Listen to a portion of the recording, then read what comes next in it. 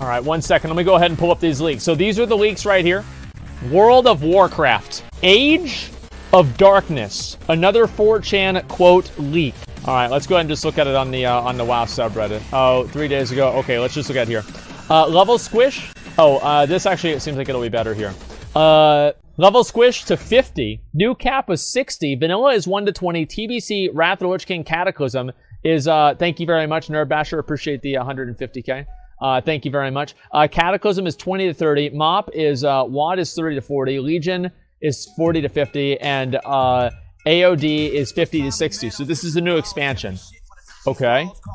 All right. That's mount the cock. Oh, yeah, you're right. I will put on the cock just so everybody knows where my money went. Okay, there we go. We're good. New class Tinker. 2 specializations. Explosives, range direct damage, and combat meta healing. Wait, what the fuck? Okay, exclusive to gnomes, mechagnomes, Draenei, goblins, gill goblins. Forsaken, pre-purchasable with mechagnomes and gill goblins in 8.3 or 8.35. What the fuck is this? Fake? Well, just a second. Gill goblin. Let me look this up. Gill goblin. No, they're right there. No, this actually makes sense. Yeah, these are the goblins that you're able to get from Nashtatar. No, this isn't even bullshit at all. Look at this guy. Sounds all legit. Yeah, this is actually fan fiction. I don't think it's fan fiction. I mean, like, it could be, but, I mean, I don't think we can really tell. Just give me 1 second here. Okay, let's see. All right, next. Okay, yeah, guys, please trade me any gold that you get. Just give me 1 second here. Story, N'Zoth unleashes darkness over Azeroth, as foreshadowed in the Nighthold raid encounter with Star Augur Atreus.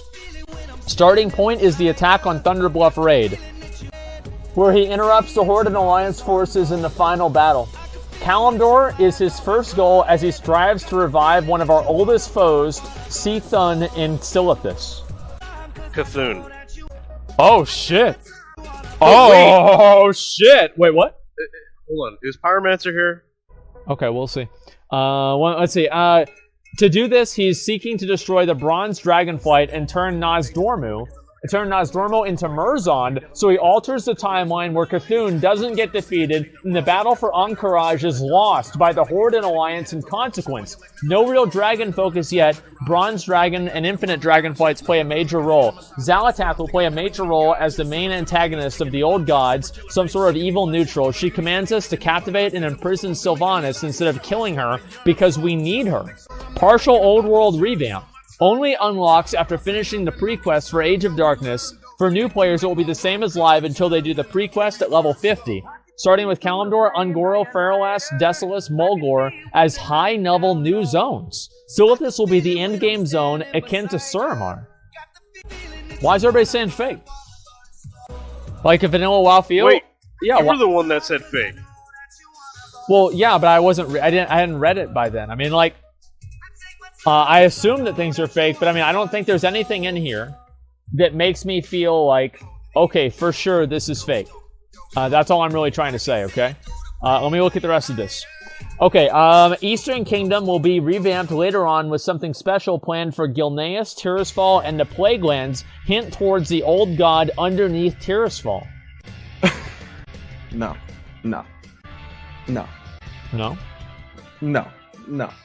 Fake.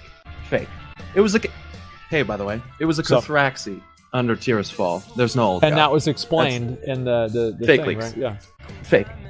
Are we sure? You're sure about this, right?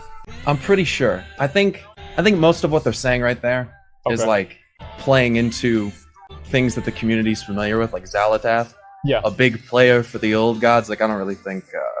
I think that's fake. All right, well, let me read the rest of it just to see, okay? Okay, Essence System unlocked at level 50. Every class gets several new skills and traits. Wait, what's this here? Several new skills and traits for 50 to 60, similar to the Glyph system, which had 5 sockets. Wait, where is this guy? Wait, why do you invite me? You're in Stormsong Valley. You're too far away. Okay, thank you for trying, though. I appreciate it. Okay, let's see. 5 sockets. Similar to Glyph socket, we once had 5 sockets, 2 for passive traits, 2 for active skills, 1 ultimate ability. Wow, we MOBAs now, boys. Reshaping the talent system. Offensive and defensive talents per bracket at level 120. Wait. Reshaping of the talent system. Offensive and defensive talents per bracket at level 10, Wait, what the hell is this? 10, 20, 30, 40, and 50. You can pick one offensive plus one defensive talent per bracket. Conquest points. Sick. Yeah, I don't know about that. I mean, we'll see what happens. Let's see. I don't think that invite went through, unfortunately. Okay, conquest points. New max level leveling system. Unlocked at level 60, account wide. Different bonuses you can spend points on. More execute damage, higher run speed. Once unlocked, it's available for all characters on the account that's at least level 10. So then all your characters just run fast? Yeah. Yeah, that's good. Okay, great. That's the link of the thing that we're looking at. This is a good idea. I don't know. It depends on if it's capped. Like, if it's capped, I would be okay with it. But if it's just another infinite progression system, I wouldn't like it. I feel like that's the main difference for me. Yeah, I would not like to see that. Okay, let me go ahead and double check here. Release date plan for... Okay, this is the release date. Plan for Q4 2020, but they want to polish this expansion so it might get delayed. Okay, yeah, this leak is fake. Yeah, cute. Yeah, this is fake. 100%. I didn't know about it until this point, but after this line, yeah, this one's fake. There's one on Reddit that was actually like pretty decent. Whoever was typing it was like pretty well spoken. They typed it pretty well. Yeah. And it seemed a hell of a lot more reasonable, like the things that they were saying. I don't have a link to it, unfortunately. But... All right. Well, let me finish this one, and then we'll talk about that. 8.2 will introduce the new heritage armor and new models. We'll deal mostly with factions in the aftermath of the events from the Eternal Palace. Final patch 8.3 is set in Mulgore. Center around Sylvanas' plan to attack Thunderbluff. Mulgore will be turned into the new max level zone similar to Mcconnell with ongoing progress and weekly unlocks, culminating in the attack of Thunderbluff Raid. Sylvanas is the final boss with Nathanos aiding her. Nathanos will be killed, Sylvanas will be severely wounded. Captivated, okay, and imprisoned by her sisters Ilaria and Varisa. Shortly before the fight is over, Nazat's minions enter the battlefield and fight Sylvanas and us, and everything turns dark. No schedule for the patches yet, as everything during BFA took longer than expected. Plan is for 8.3 to be released this year, yet it might not happen. Mechanomes and Guild Goblins will be the last pair of allied races coming in 8.3.5. Factions will not merge or get removed. There will be some kind of neutrality, and the interfactional group play, communication enabled. One of the big reasons is given is a huge discrepancy in Alliance versus Horde on most realms and in the raiding community. What do you think? Does this sound better than the last leaks? Okay. So basically the reason, and like, alright, can somebody invite me to a realm where these rares are up on Mechagun? You have to be on Mechagun Island if you have these rares up on your realm. Okay. Is this real? I would say probably not. Hell no. No. Like, I'm going to say probably not. So this is like, no. The only thing that gives this any veracity is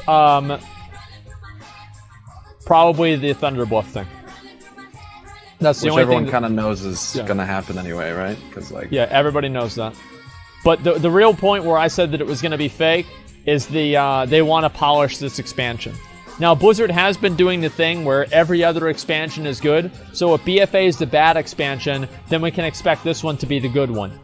Same as, like WoD sucked, whatever, like Cataclysm was bad, Mists of Pandaria was good, had a lot of content at least, and WoD was bad, Legion was good, BFA was bad, this one's gonna be good, right? That's basically it. That would have been leaked before 8.2 if it was true.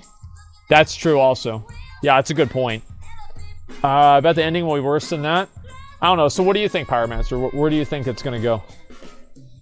Where do I think like the next expansion is gonna go? Yeah. Like, well, I mean, I think that some shit that they're kind of hinting at, I think has some weight to it. Like, I think that we're probably due for a world revamp. Like, if they have the resources to do it, I think that it's a good way to pull in new players. I think that that's reasonable. There's literally a command that you can type in the game that shows you that there was supposed to be a Silver Moon Warfront. We've been wanting a Silver Moon Warfront or not a Warfront, Silver Moon revamp rather, because no one wants a fucking Warfront, 13 years? Yeah, for like, something about for like that, 13 years. So being able to fly there and having like updated new city hubs and stuff like that would be cool. Like, one of the other leaks talks about, like, a revamp of Gilneas, which I think would be fucking awesome. That would be fucking amazing. I'm so looking forward to that. Like, right now, I feel like Gilneas is, like, one of those places in the game that Blizzard just decided, okay, we'll come back to this. You know, I mean, that's the way it seems to me. I genuinely don't think they have any plans for it or anything. Okay. Thank you very much, Bello, for inviting me to a realm where the rare literally just died, and he laughed at me. Well, look at you. You're sitting here on your shitty-ass Firelands transmog. Hey, fly. Can he fly? Looks like he probably can. Yeah, he can fly. Okay, he's got flying. Never mind. Okay, yeah, you can? Okay, great. Well, then everybody can see that you have this outdated mount that wasn't even cool 10 years ago. Fuck you, Ballo. And so, yeah, anyway, I was thinking, like, they probably... just a second. Invite. I was thinking they probably will do something that's going to deal with the old gods, though, right? I mean, like, in the next expansion? I kind of just expect that, right? At this point, yeah, I mean, I think that Nyalotha and whatever that is, and like the Shadowlands and stuff like that is probably like right on the cusp of being revealed to us. If that doesn't happen late this expansion, then it's probably going to happen next expansion. Yeah. And I don't know. I think that Nyalotha, like where the old gods, you know, apparently have this deep connections, probably either in the Shadowlands or is the Shadowlands. So I think we're inevitably going to figure out about that. Probably going to be pretty insane. Yeah, I mean, I feel like that could happen. I'm expecting the Shadowlands, or not, I was expecting Nyalotha to be 8.3. I mean, that's what they've been talking about for a long time. I mean, it's like the second to last boss is like whatever the hell that guy's name is. What do you call him? Harbinger of Nyalotha, Zakul, or whatever it is. Yeah, I mean, it seems like it just makes sense. Yeah, I think so too. Like, I think they've kind of cock-teased us about the fucking old gods for, I don't know, how many years now, and especially N'Zoth, since, like, Cataclysm, essentially, so... Yeah, I think basically. it's kind of time that they finally, I could see them... I don't know, how do you feel about them bring... Sorry, go ahead. No, I just came up to the rare and just fucking killed him. Okay, alright, can somebody invite me to a realm where Rustfeather and the Arachnid Harvester are up? Just real quick, guys. I'm doing my best. Okay, 1 second, let me look at the rest of this here. Okay, who's Pyromancer? Yeah, Pyromancer does a lot of war videos. Like, we've watched a number of his videos on my stream, so you guys know who he is. I think they have the Reddit link. Ask him about Cthulhu and Yogg. Yeah, do you think that Cthulhu and Yogg are going to come back? I feel like Cthulhu probably will. I think, here's what I think. I think it's less likely that they come back, and more likely that we go to wherever they are. And, I think that that's in a pretty bad, dark place that we've never seen before. Yeah. Okay, that makes sense. The dragon asked, yeah, what about the dragons?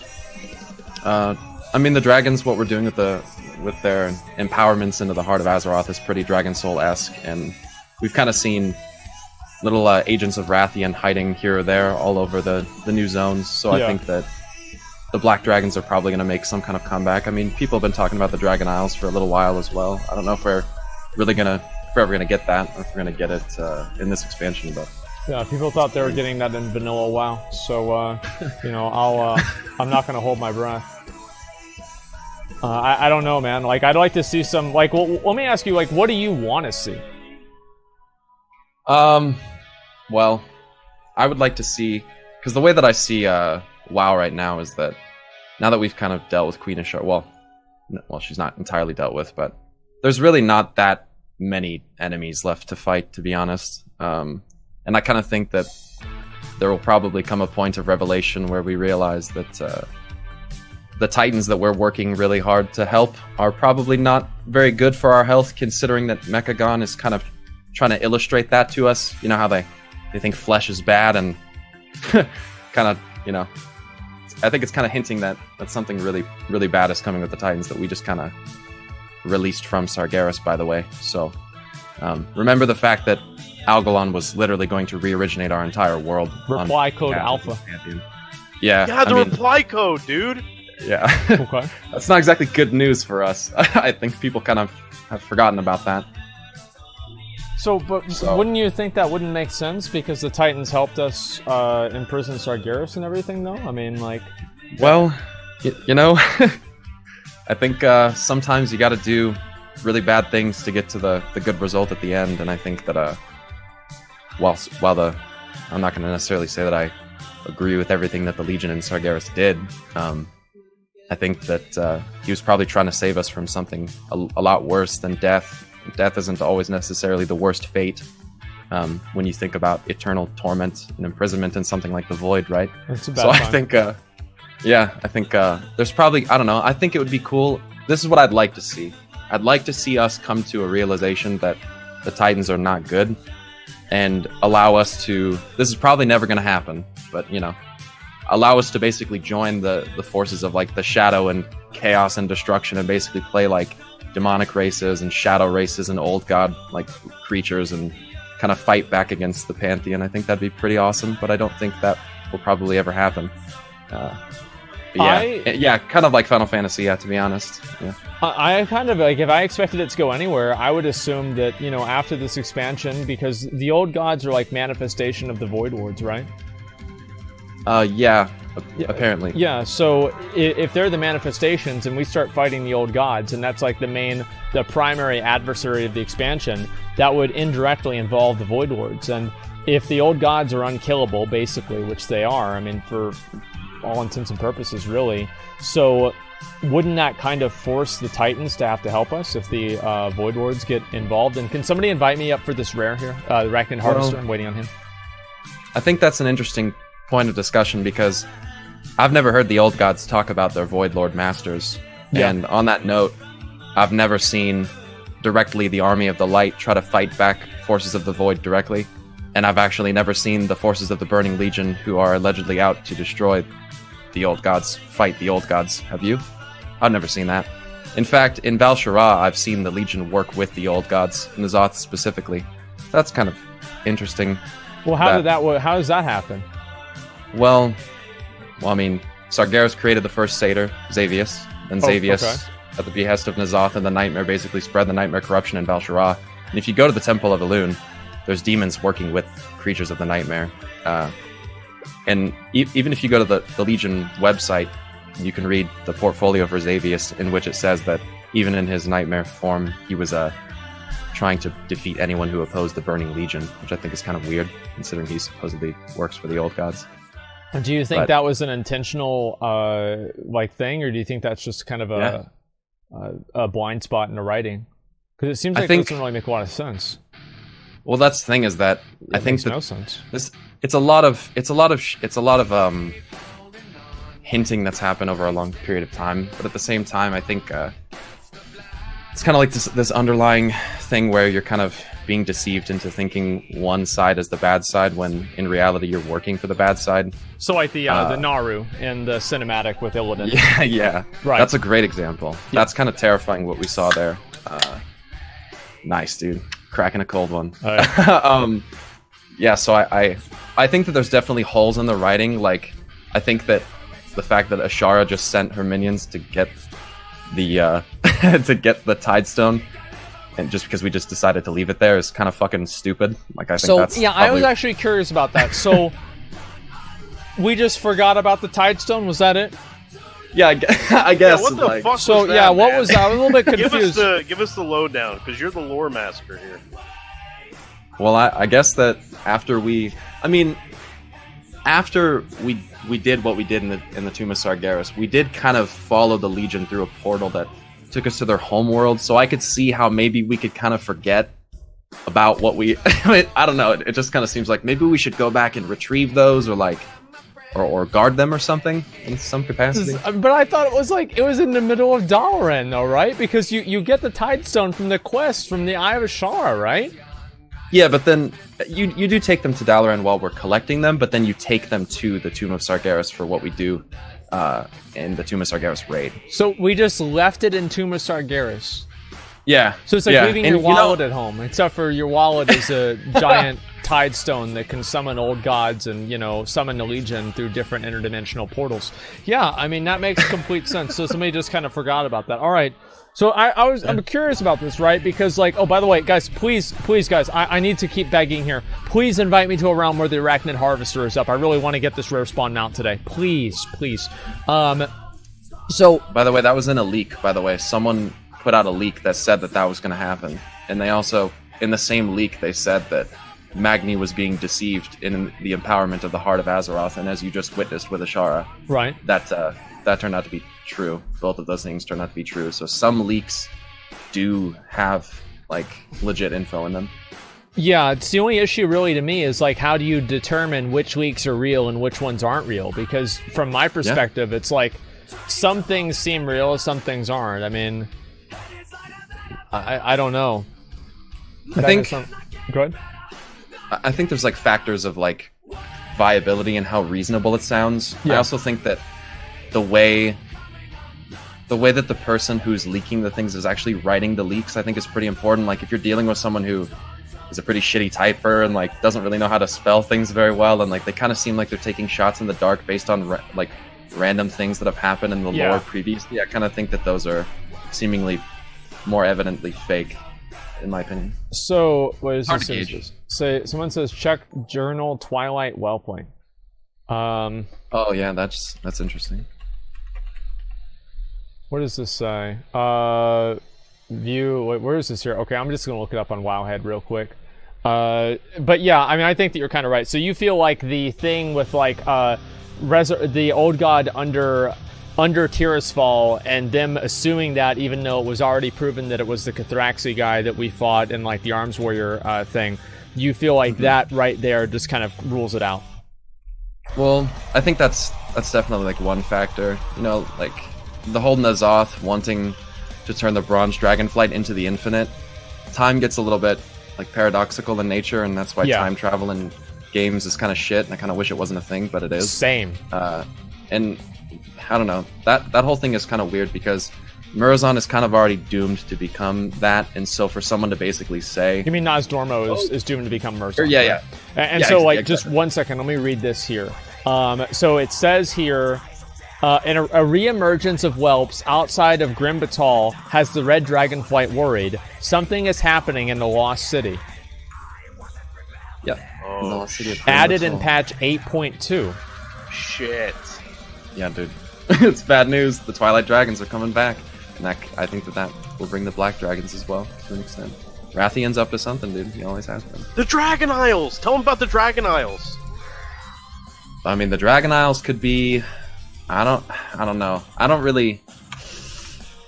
I think that people were expecting Dragon Isles this expansion. I don't know if we're going to get it. There was a leak that did... I mean, that same leak did say that would be the end game zones for BFA, would be the Dragon Isles. So I don't know if that would be fucking badass, dude. I think that would be pretty cool. I mean, the imagery that we've seen for the Dragon Isles was like a giant old god temple, but that's basically what we see in Stormsong Valley, so I don't really know. Yeah, it seems like kind of just reused assets. Yeah, well, yeah, something that was definitely like, I'll go over there. I'll see the Dragon Wings for myself. I'll actually, after I kill this Rowan and get this mount real quick, just watch this, guys. Watch this. Watch. Mount God. If you get this mount, I will literally give 5 subs. Okay, well, don't worry about it. Your money is safe. Alright, that's fucking garbage. I hate this shit. Okay, so alright, it's okay, man. I'll try and do this again, on another character. I'm gonna go over there. What? What are you laughing at my 5? Well, 5's not good enough to be checked. Asmon. What? Pyro thinks that the Titans are Void Lords. Can I elaborate on that?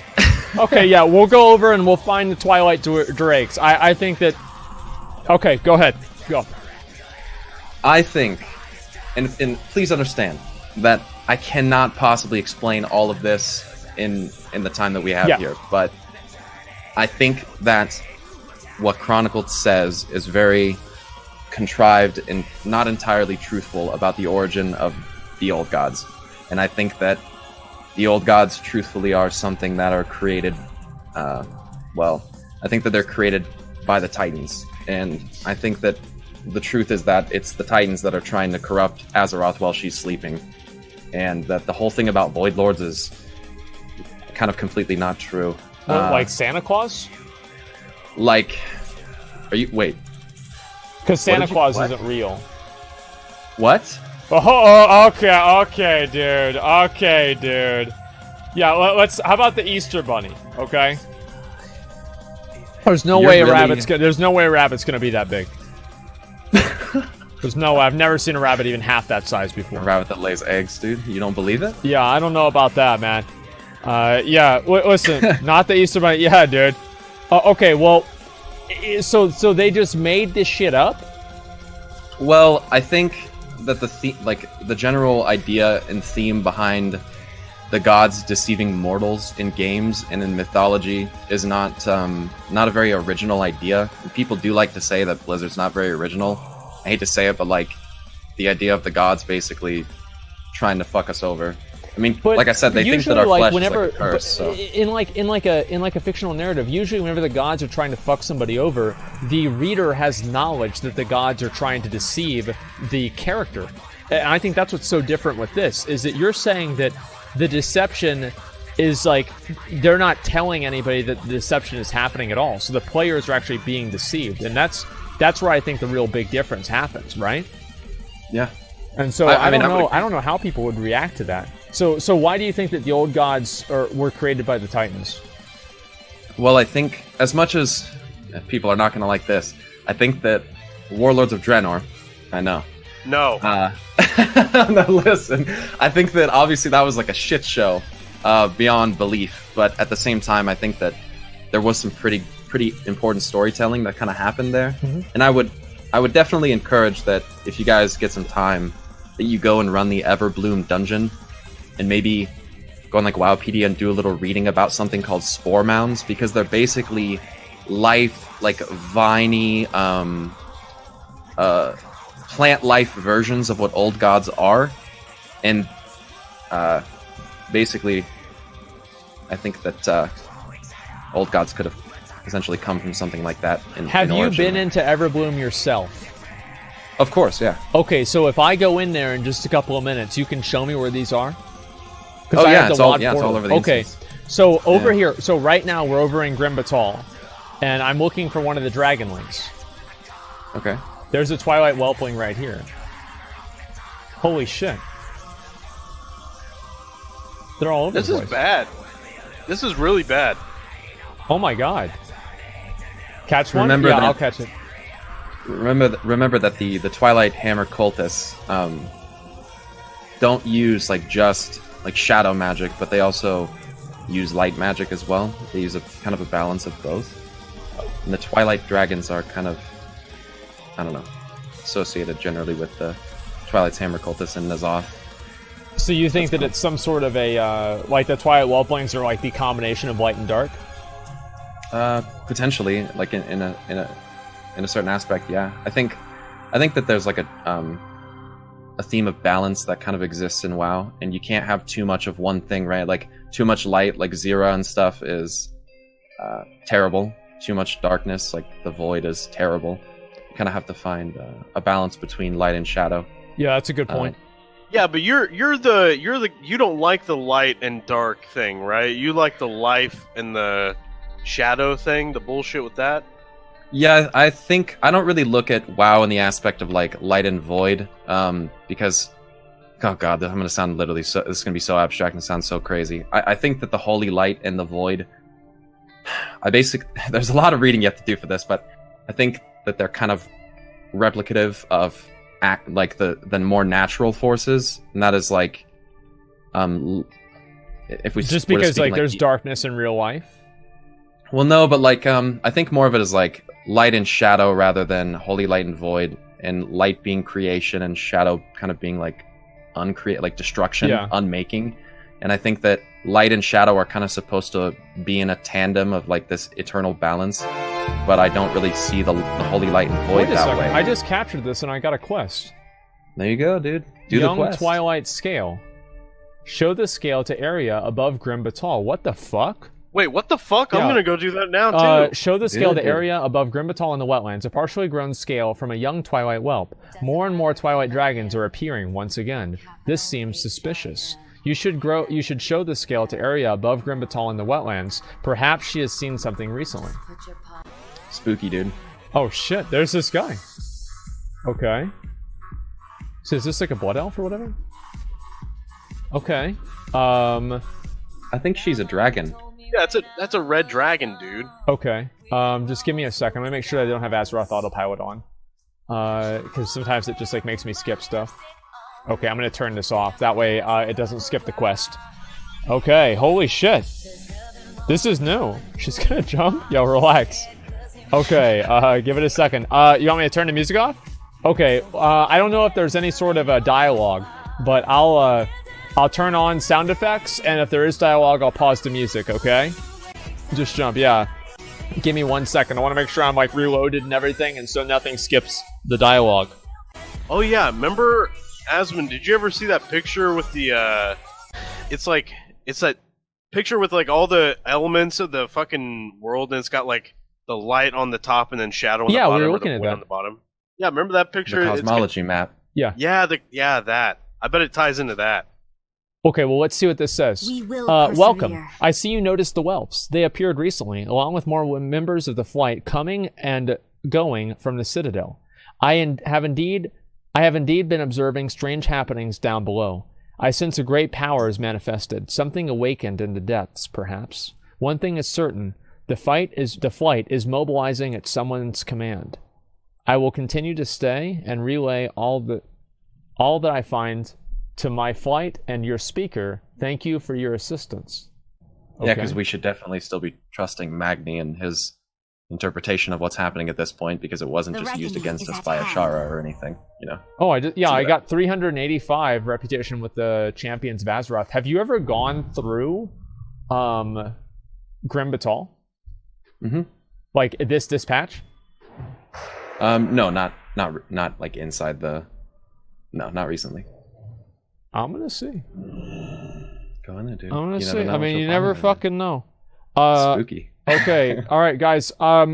Keep in mind, like, let's look around. We'll look everywhere, check every nook and cranny. Let me know if there's any sort of thing happening that you see. I've done this dungeon a million times too. I'm just gonna walk all the way through it. Tell me if you see anything that's out of the ordinary. Okay? Just a second. I'll change the song, okay? There we go. We're better. Summon the pet. Oh, that's a good idea, too. Just a second.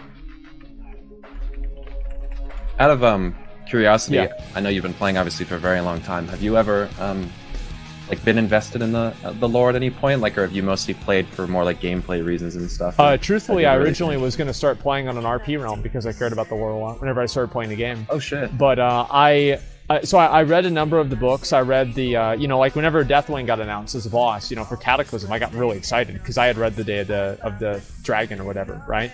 And I'd read a few other ones too, like the Thrall one, Uniting the Clans, I believe, and I think 2 other ones as well. And I have a few more that I just have never really read, but I never really paid attention to the lore on kind of anything more than like a surface level.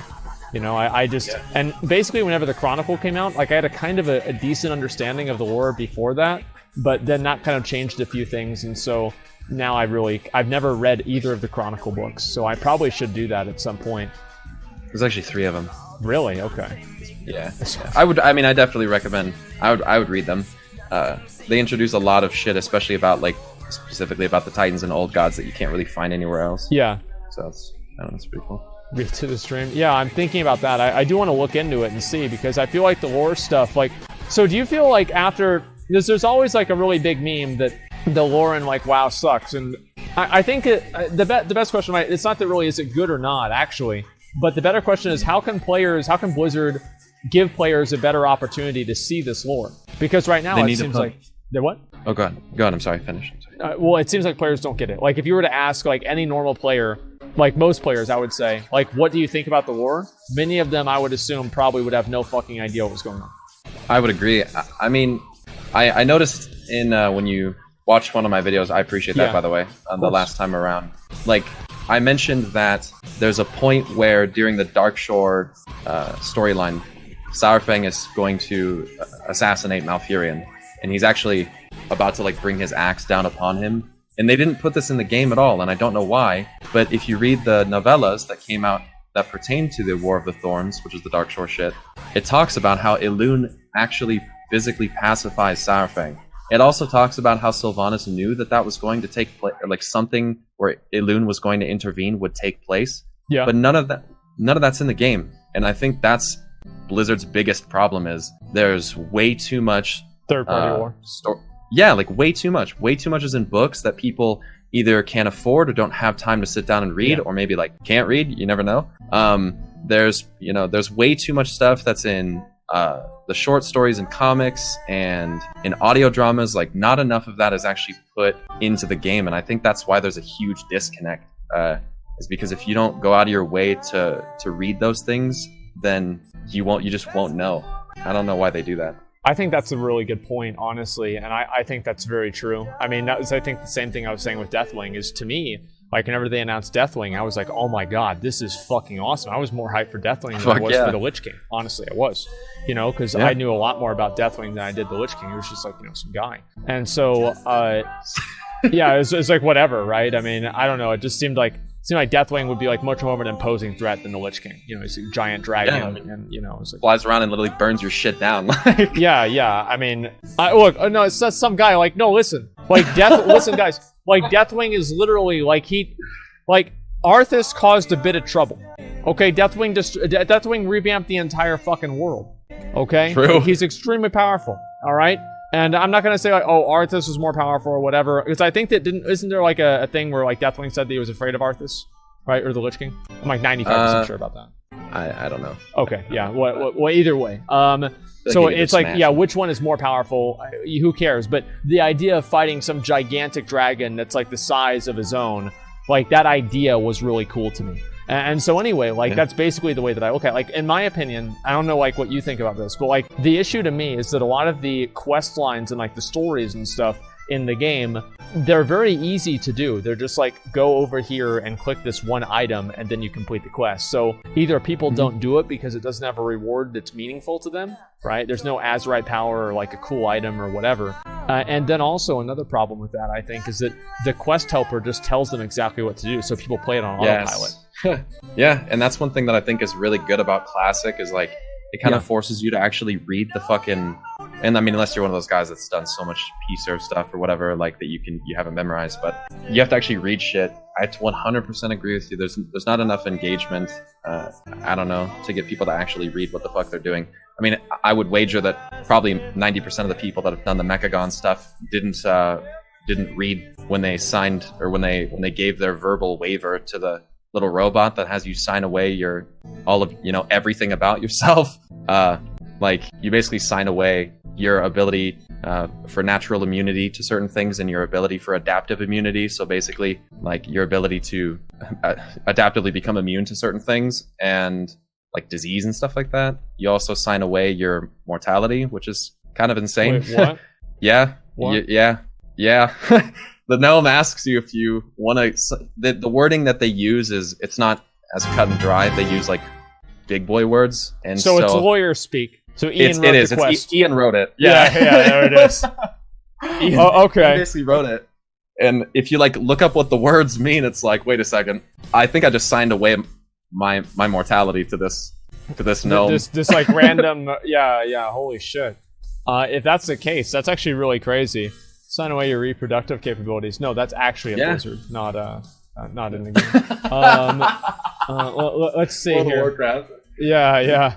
God. It feels like almost everything in Grim Batal was the same. Like I've been looking all the way through here and like looking for any sort of like little, like, you know, anything different. I don't remember seeing this door, for example. Like I don't know if you still have the stream up, but there's like, I'm pretty sure the door has probably still always been here. I've just never looked in that direction. Yeah. Yeah. I don't think anything that's probably changed. Yeah, I was hoping that, like, because we have the little pet out, and so I'm hoping that, like, maybe something cool would happen. Ooh, like a secret, dude? Yeah, you never know. I mean, it'd be badass if I discovered a secret on my stream. That'd be fucking awesome. Yeah. Not exactly have you ever, like, expecting been part of the... Been part of the secret finding Discord? Well, have you ever been part of, like, finishing a secret for the first time over there? Not really. I mean... No, I haven't. Yeah, it sounds really interesting, though. It definitely does.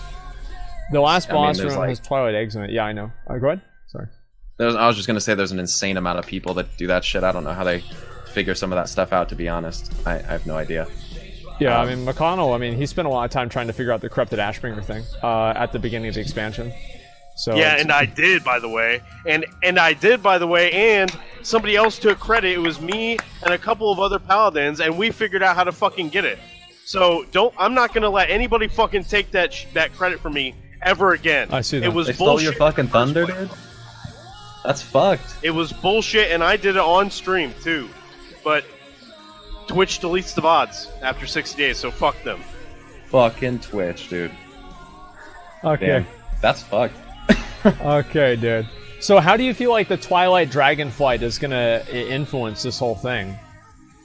Well, the whole thing with the Twilight Dragons is they want to bring about the Hour of Twilight. And if you read Chronicle, there's going to be some Monka W's in the chat here in a second, but the Hour of Twilight is described as the apocalyptic end of all things. Oh, that's why Merzon was going insane.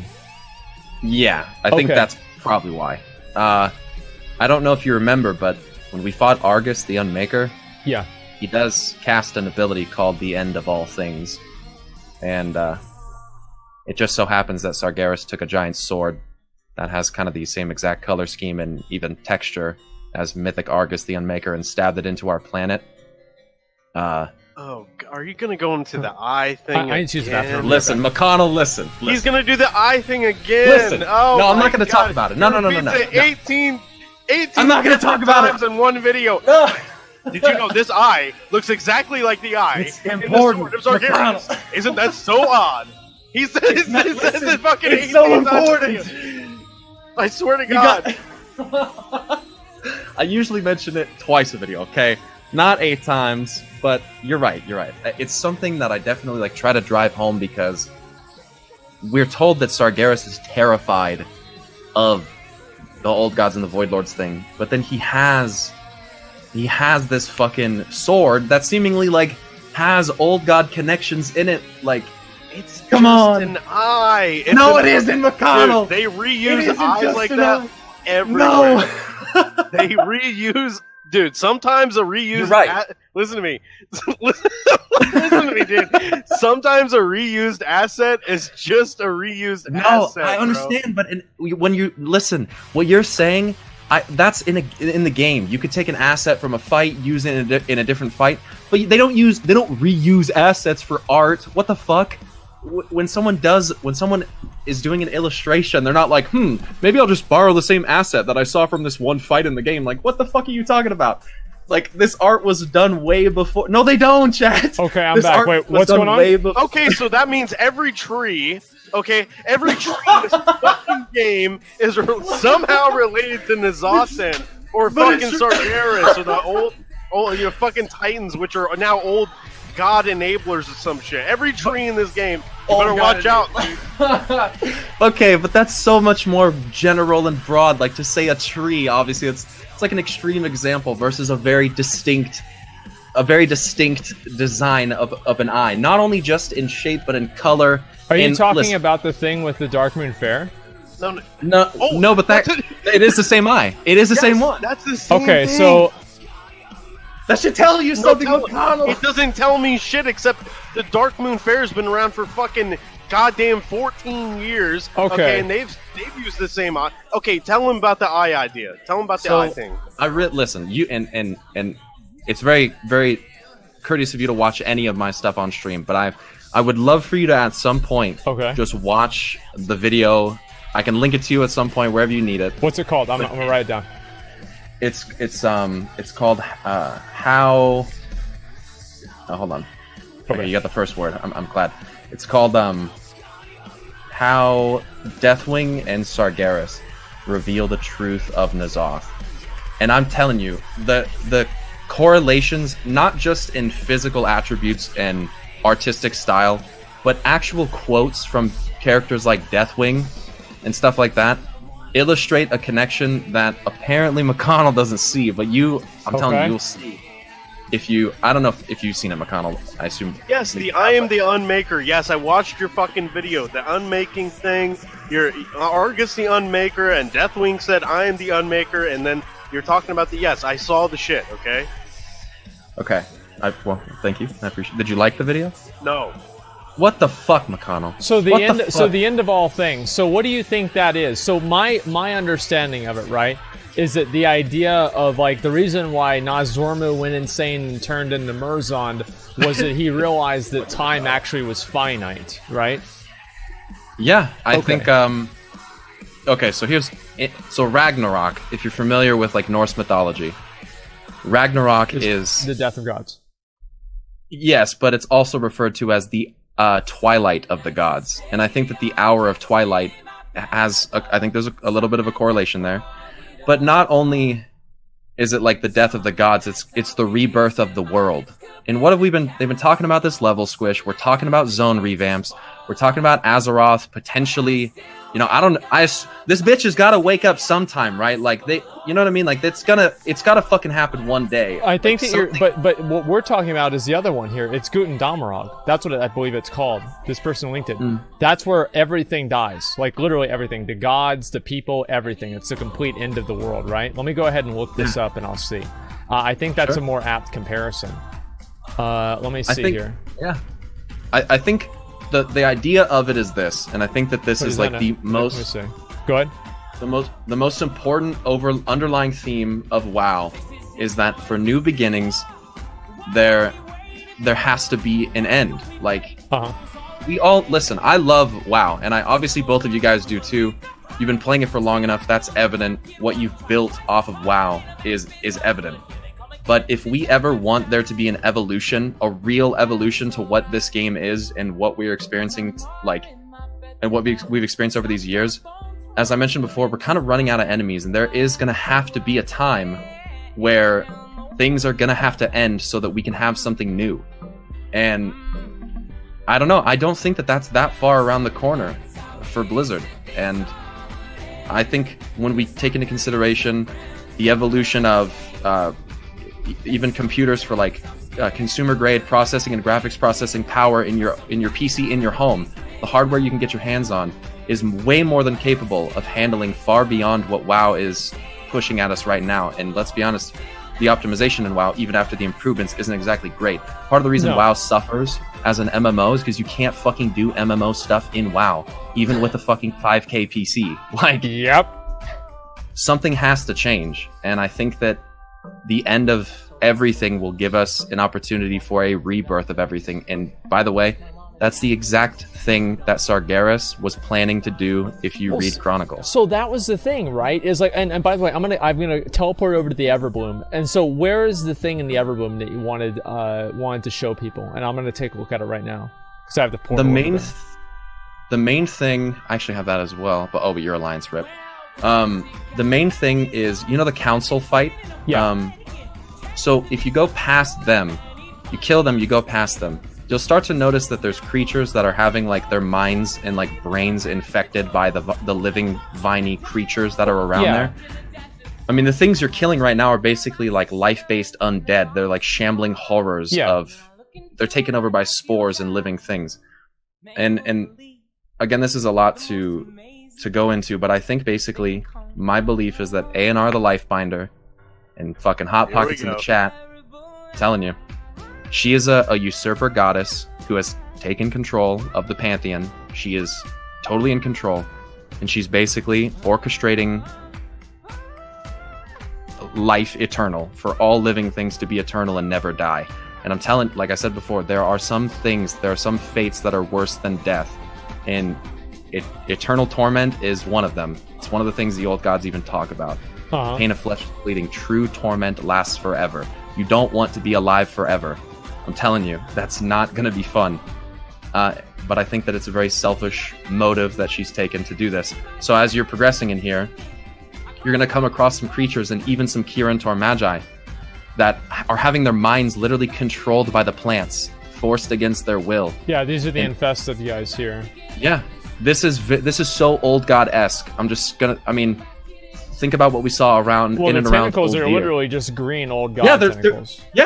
Right. Like when you go up to this boss here, her name is Archmage Sol, S-O-L, like the sun. And when you start fighting her and you listen to her quotes, she says things like, "Fire will burn away the contagion. Fire's the only way to stop them."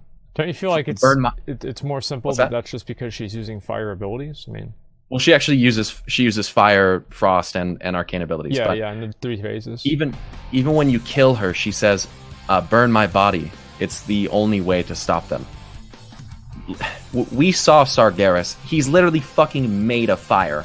So when we hear this and I know it sounds fucked up because it's kind of like Thanos, you hear about this cleansing to save the universe from these void lords. Apparently, it seems to me that based on the evidence that we actually see in the game in microcosms like this, and in like Meccagon, which is a microcosm of the ideals of the Pantheon, it would seem that, as fucked up as it may have been, Sargeras might have actually been on the right track for like what needed to be done. There it is. Yeah, I mean, I knew he was getting to well, that. that's what they did, right? Because I thought originally Sargeras, whenever they originally created the lore for Sargeras, they mirrored him off of Melkor, right? Where he used to be good and then he became corrupted, and then they kind of, at least to a degree, either you could say retconned or expanded on that to create it being that basically he realized that the world was like flawed and like the void gods were controlling things and he wanted to destroy everything. And it's, yeah, you're right. It's kind of weird because books like Chronicle describe that Sargeras was, he was consumed in fellfire, and he was, green fellfire and all of that. But, and we were, let's be honest, man, who the fuck, show of hands, if people don't mind, like, who was expecting Sargeras to be green fell when we finally saw him? Because I was. I wasn't. And I'm pretty sure you were? No, I was not. Because Really? because Sargeras is a completely different entity than like all of the other monsters. Like I didn't really. It's not that I expected it or didn't expect it. Honestly, I didn't really. But I didn't expect green. I didn't at all. Honestly, the only reason I did is because Chronicle, which is supposed to be like the canon truth, right? Yeah. Says that he is. Like it says he's green. Yeah, it describes that when he busted open Mardum, his eyes burst in gouts of emerald fire, and fell volcanoes erupted across his once noble form. That's not true. Like, clearly we can see him, and he's not Fellfire. Well, who the hell wrote Chronicle? Chris Metzen and Christy Golden, I think, helped with that as well. So the writers that have been writing WoW forever. Well, they're wrong. Let me go fight her. Let me fight her, and we'll see what she says. Please, my body. It's the only way to stop them. Unfortunately, I got a proc and it killed her. I think it would just be a cool way we could use that kind of bad guy was really the good guy and good guys were actually the bad guys kind of a trope to continue WoW in an interesting way, I guess. So one thing that I thought they might have done, I wasn't sure if they're going to do this or not, is that how Turallion had been fighting in the in Argus for like, what was it, thousands of years or something like that, or at least hundreds of years? 1,000 years. Yeah, something like that. I thought that we were going to go to Argus, and there would be some calamity at the end of the raid, and we would come back to Azeroth, and it would be like advanced like 70 years or something. Since we know obviously Anduin is going to be older because of the comics and everything, or something like that. So that's what I thought they were going to do, is use that as a transition to like basically a new game. Well, I mean, with what we're seeing with the sword, I mean, I think I would count that as calamity. While we didn't take that big time jump, I do think that it kind of inherently started all of the events of BFA. I mean, think about this. Without Sargeras stabbing the sword into the world, we don't get Azerite. Without the Azerite, and without Sylvanas' motives, we don't have Koltiras and Zandalar. Without that, we don't have the Heart of Azeroth. We don't have Queen Ashara using the Heart of Azeroth to release N'Zoth. It's kind of like this chain of events where Sargeras is kind of directly responsible for everything that's kind of been happening this expansion. Okay, I'm gonna fuck your whole conspiracy in the ass right now. I'm ready, dude. Are you gonna use lube? What about Mcconnell? What about a loon, dude? But the trees, Mcconnell, maybe they're all tied to a loon. I don't know. I think that's something I'll just blatantly like to say. I don't really know what a loon is, and I think that it's kind of, I don't think anybody really knows. Well, the planet that we go to save Aenar is called Elunaria. True, that is very true, and I think that from that planet you can see in the sky. I think that you can see Elune and the Blue Child, our two orbiting moons. I think Elunaria is its own independent celestial body, but at the same time, I don't really know what Eluna, if Elunaria means something, it could mean like Elune song, Elune light. I don't know. Elune could very well be, and I'm kind of starting to think this is more likely. I think that Elune could be like an aspect of Azeroth, or like in a way part of Azeroth. And I think that her balance between light and shadow is like, I don't know. I think that's a pretty important and so cool if Elune is basically the light, then who would be the shadow to like counterbalance Elune? Because it's like Elune is, my understanding is Elune is extremely powerful. It's not like it's just some like random like small like minor god. Correct, and it's actually been said by Blizzard before that Elune is one of the only like true gods in WoW, like one of the only true actual god entities. So I don't think that Elune is like the light. I think that just like a moon in real life, the moon doesn't emit its own light. Light comes from another source, and it either bounces off the moon or is eclipsed with the moon. I think that it's possible that Elune's light actually, well, I think it could come from Azeroth. I think Azeroth is the light, and I think that Argus is the shadow that is born from her. And with that, you have creation and destruction, and you have your yin and your yang. You have your tandem of balance in the universe. So, and I think that, basically, you're saying that on the two bookends, you've got Elune and you have Argus. No, I would say, this is really going to fall flat here with people, because I've never even explained this in a video, but I think that Elune could basically be I'm going to use the word expression of Azeroth, it's a manifestation of Azeroth, then? Or? Yeah, in a sense, and I think that N'Zoth, this is in a way kind of the same thing, but for Argus instead. Why would N'Zoth have anything to do with Argus? Well, that's why I would love for you to watch the video, because I think, I just think it's interesting that N'Zoth wanted to bring about the apocalyptic end of all things, and that's literally what Argus can do, and that Deathwing, who was given his power from N'Zoth, who is clearly not the same form as any other old god we've ever seen. Deathwing calls himself the this is what Mcconnell's memeing at me for, the Indomitable, the Inevitable, the Cataclysm, the Unmaker of Worlds, the End of all things. He literally calls himself that in the fight with you. Yes. And I don't think that's a coincidence. And look at the fire, Mcconnell! Dude, Look at the fire! It doesn't matter. Maybe it was just the fact that Deathwing was just fucking delusional and crazy and shit. He just wanted to sound bad, not like sound badass, but like maybe you're right. He would just say crazy shit. I mean, he did crazy shit. Deathwing did crazy shit.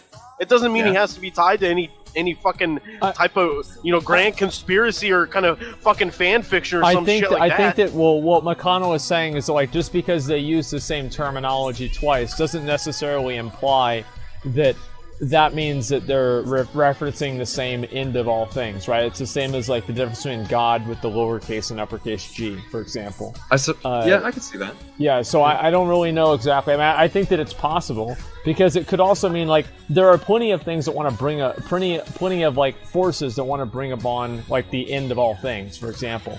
But what you're talking about as an end of all things is a very specific thing that occurs in the lore, which drives drives Nozdormu into Murzond. And so how does that, because a lot of people, including myself, I'm a little bit hazy on this, how exactly did that happen? And do you think that's going to influence the next expansion?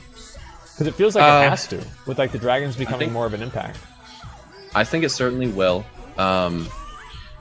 It's probably also a coincidence that Deathwing used the Dragon Soul, created the Dragon Soul, which was going to be used to summon in Stargaris from the Twisting Nether, which N'Zoth wanted, by the way. That's probably a coincidental connection there. That probably means nothing, McDonald. But anyway, I think basically how that happened was the Titan Pantheon showed when Nozdormu was bestowed his powers, he was also shown his own death for some reason. I don't really know why the fuck the Titans did that. Maybe it's so the Titans gave Nozdormu that power. Yeah. Well, technically, originally it was directly from the Titans, and then I think Chronicle retconned it so that the Titans technically did it through the Keepers, but the Keepers are essentially they're basically conduits for like a way that the Titans could influence and work on Azeroth without physically touching Azeroth as like their full god forms, you know? Because Okay. as huge as they are, that could cause irreparable damage, as we saw. Someone says that all bronze dragons know their deaths. Chromie tells you Correct. this in the scenario. Correct. So they all And know that they're going to die. Or they know Yeah. how they're going to die. I think so. So And then I think why would- that's why would- bad. Yeah, but wouldn't they know that before the fact of this happening? Or why did it take that long for Nozdormu to become Merzond? And why is he not Merzond now if him knowing his death would be the cause of him becoming Merzond? So, that's actually... See, this is why the time stuff is I paradoxical really and don't fucking think annoying. any story should have time travel unless it's I based agree. entirely around time travel. Time travel overcomplicates things. It makes them weird. It never makes any sense.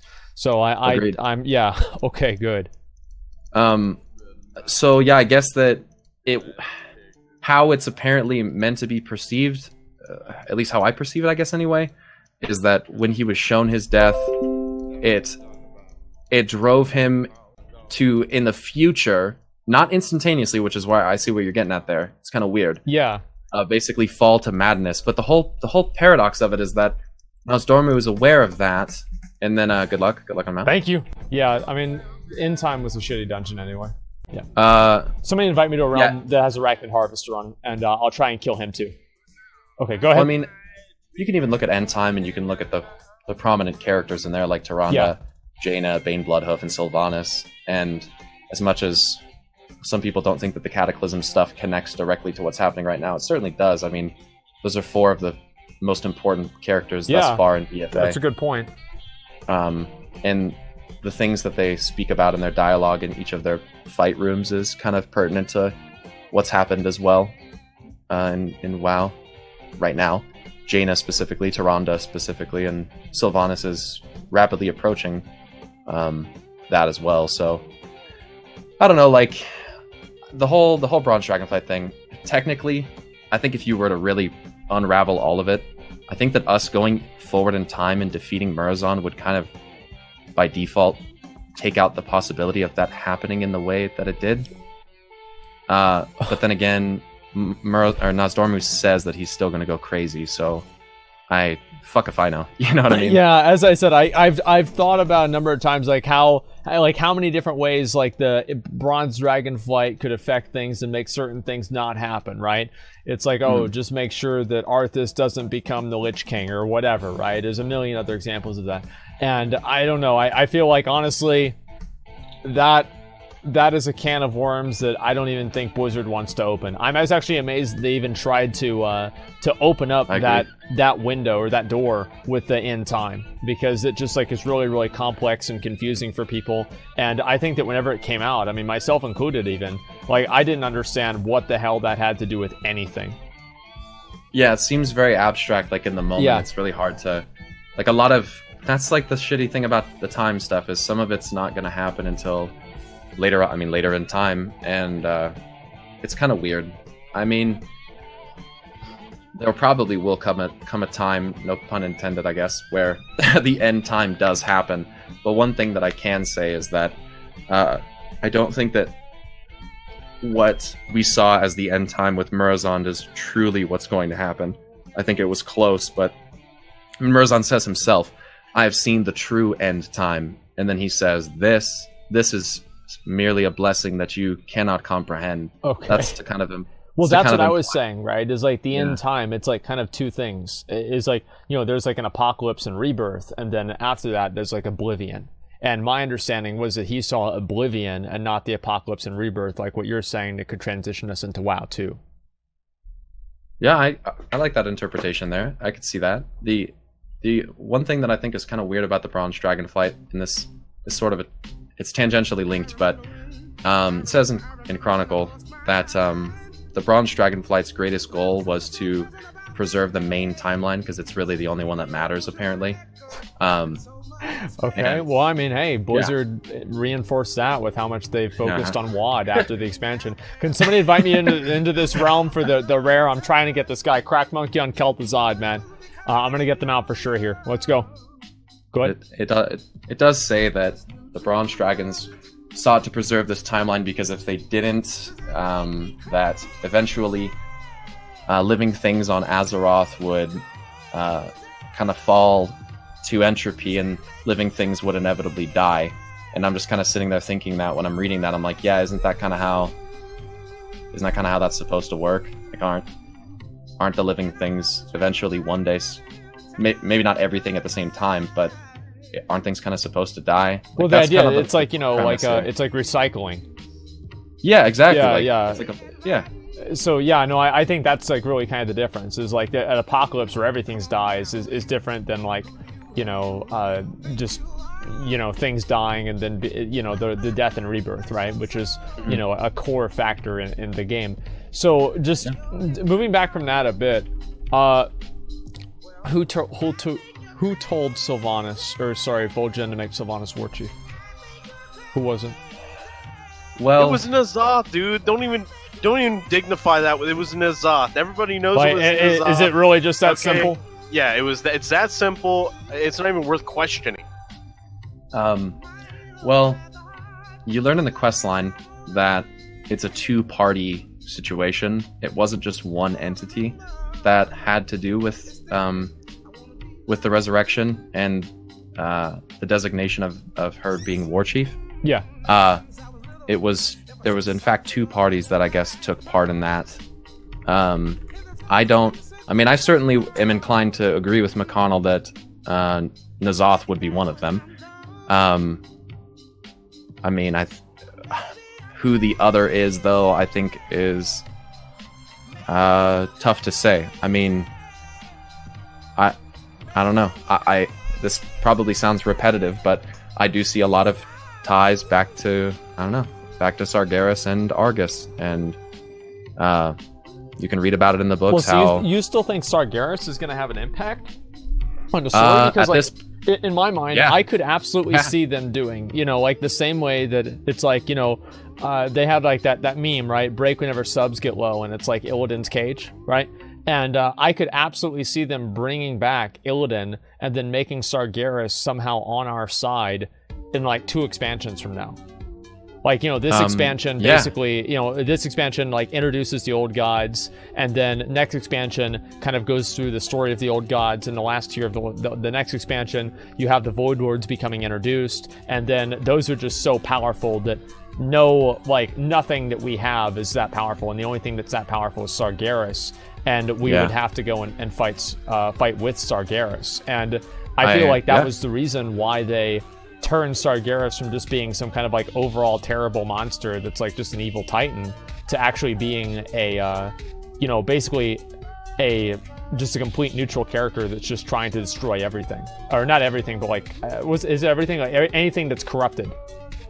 Guys, we're gonna do a quick group for the LFR for the new raid. Come join up. I would. Some people are saying, you know, that's kind of like Illidan's story. Well, no shit. I mean, Illidan's kind of like a mini Sargeras. Like, It's true. he was trying to do the right thing, but he took a dark path to try to do it. But that's the whole point. That's like the whole trope of the character. That's the whole theme. Although, by the way, Illidan isn't going to do shit to Sargeras. For the record, Illidan is nothing compared to Sargeras. There's not even a comparison. From what we've seen, he's the most powerful being in the universe that we've ever seen. I don't think that Illidan could do anything to him. Can we get tanks? That's the way that I looked at it. Is like, I mean, Sargeras. Somebody was saying that Sargeras was afraid of Ashara the other day. That's bullshit, right? I mean, I don't see any. I think. I mean, because Sargeras, she's on the planet. He's bigger than the planet. Yeah.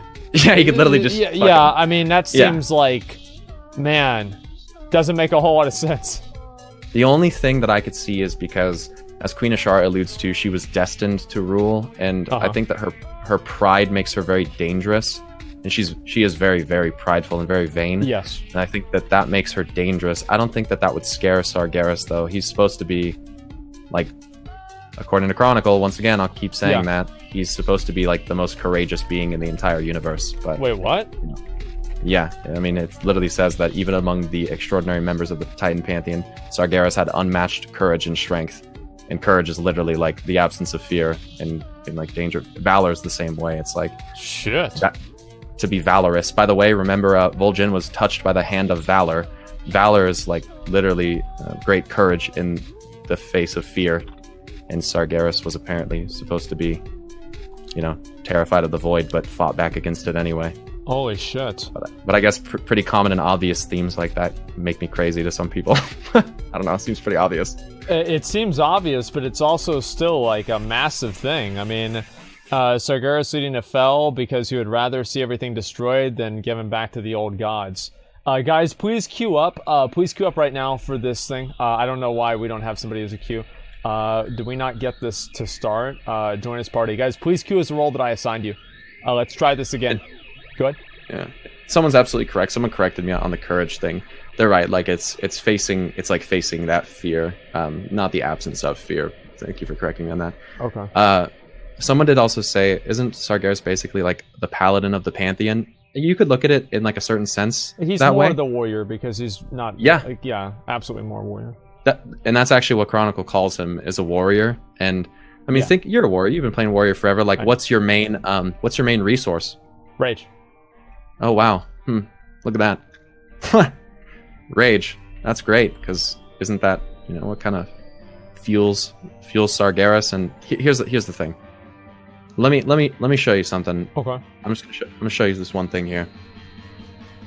Did you ever happen to read that interview? I can't for the life of me remember who was interviewing Alex Afrasiabi. He's one of the big story guys at Blizzard. And he asked him about Sargeras and like if he would have any involvement in the future storyline.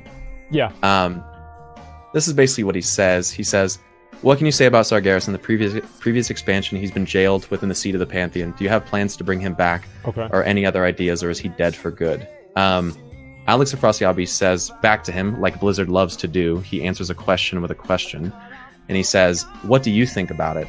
And the guy says, "I think that he will come back in the future at some point."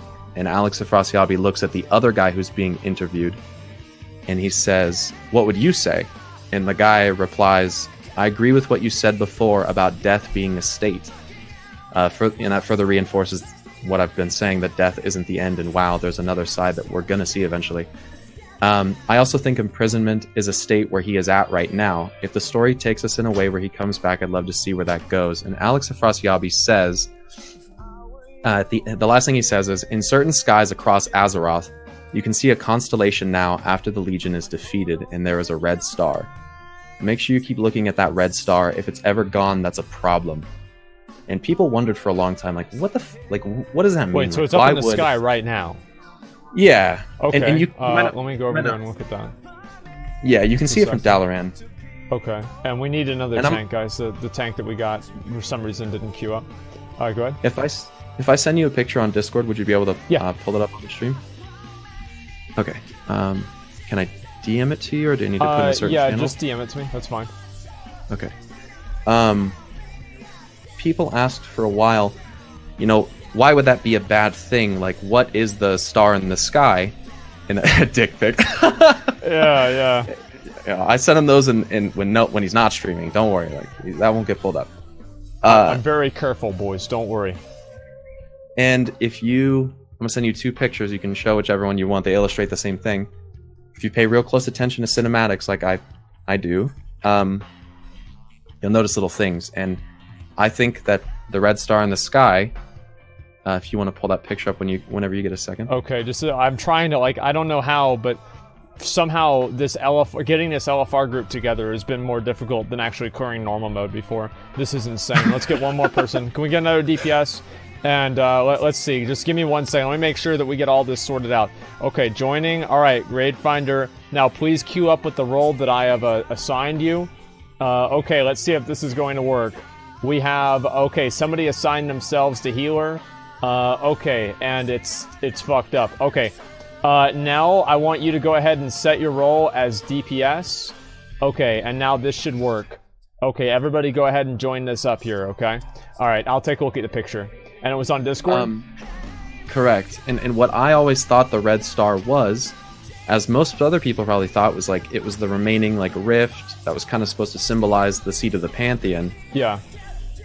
But I started to look closer at the cinematic where Sargeras is imprisoned.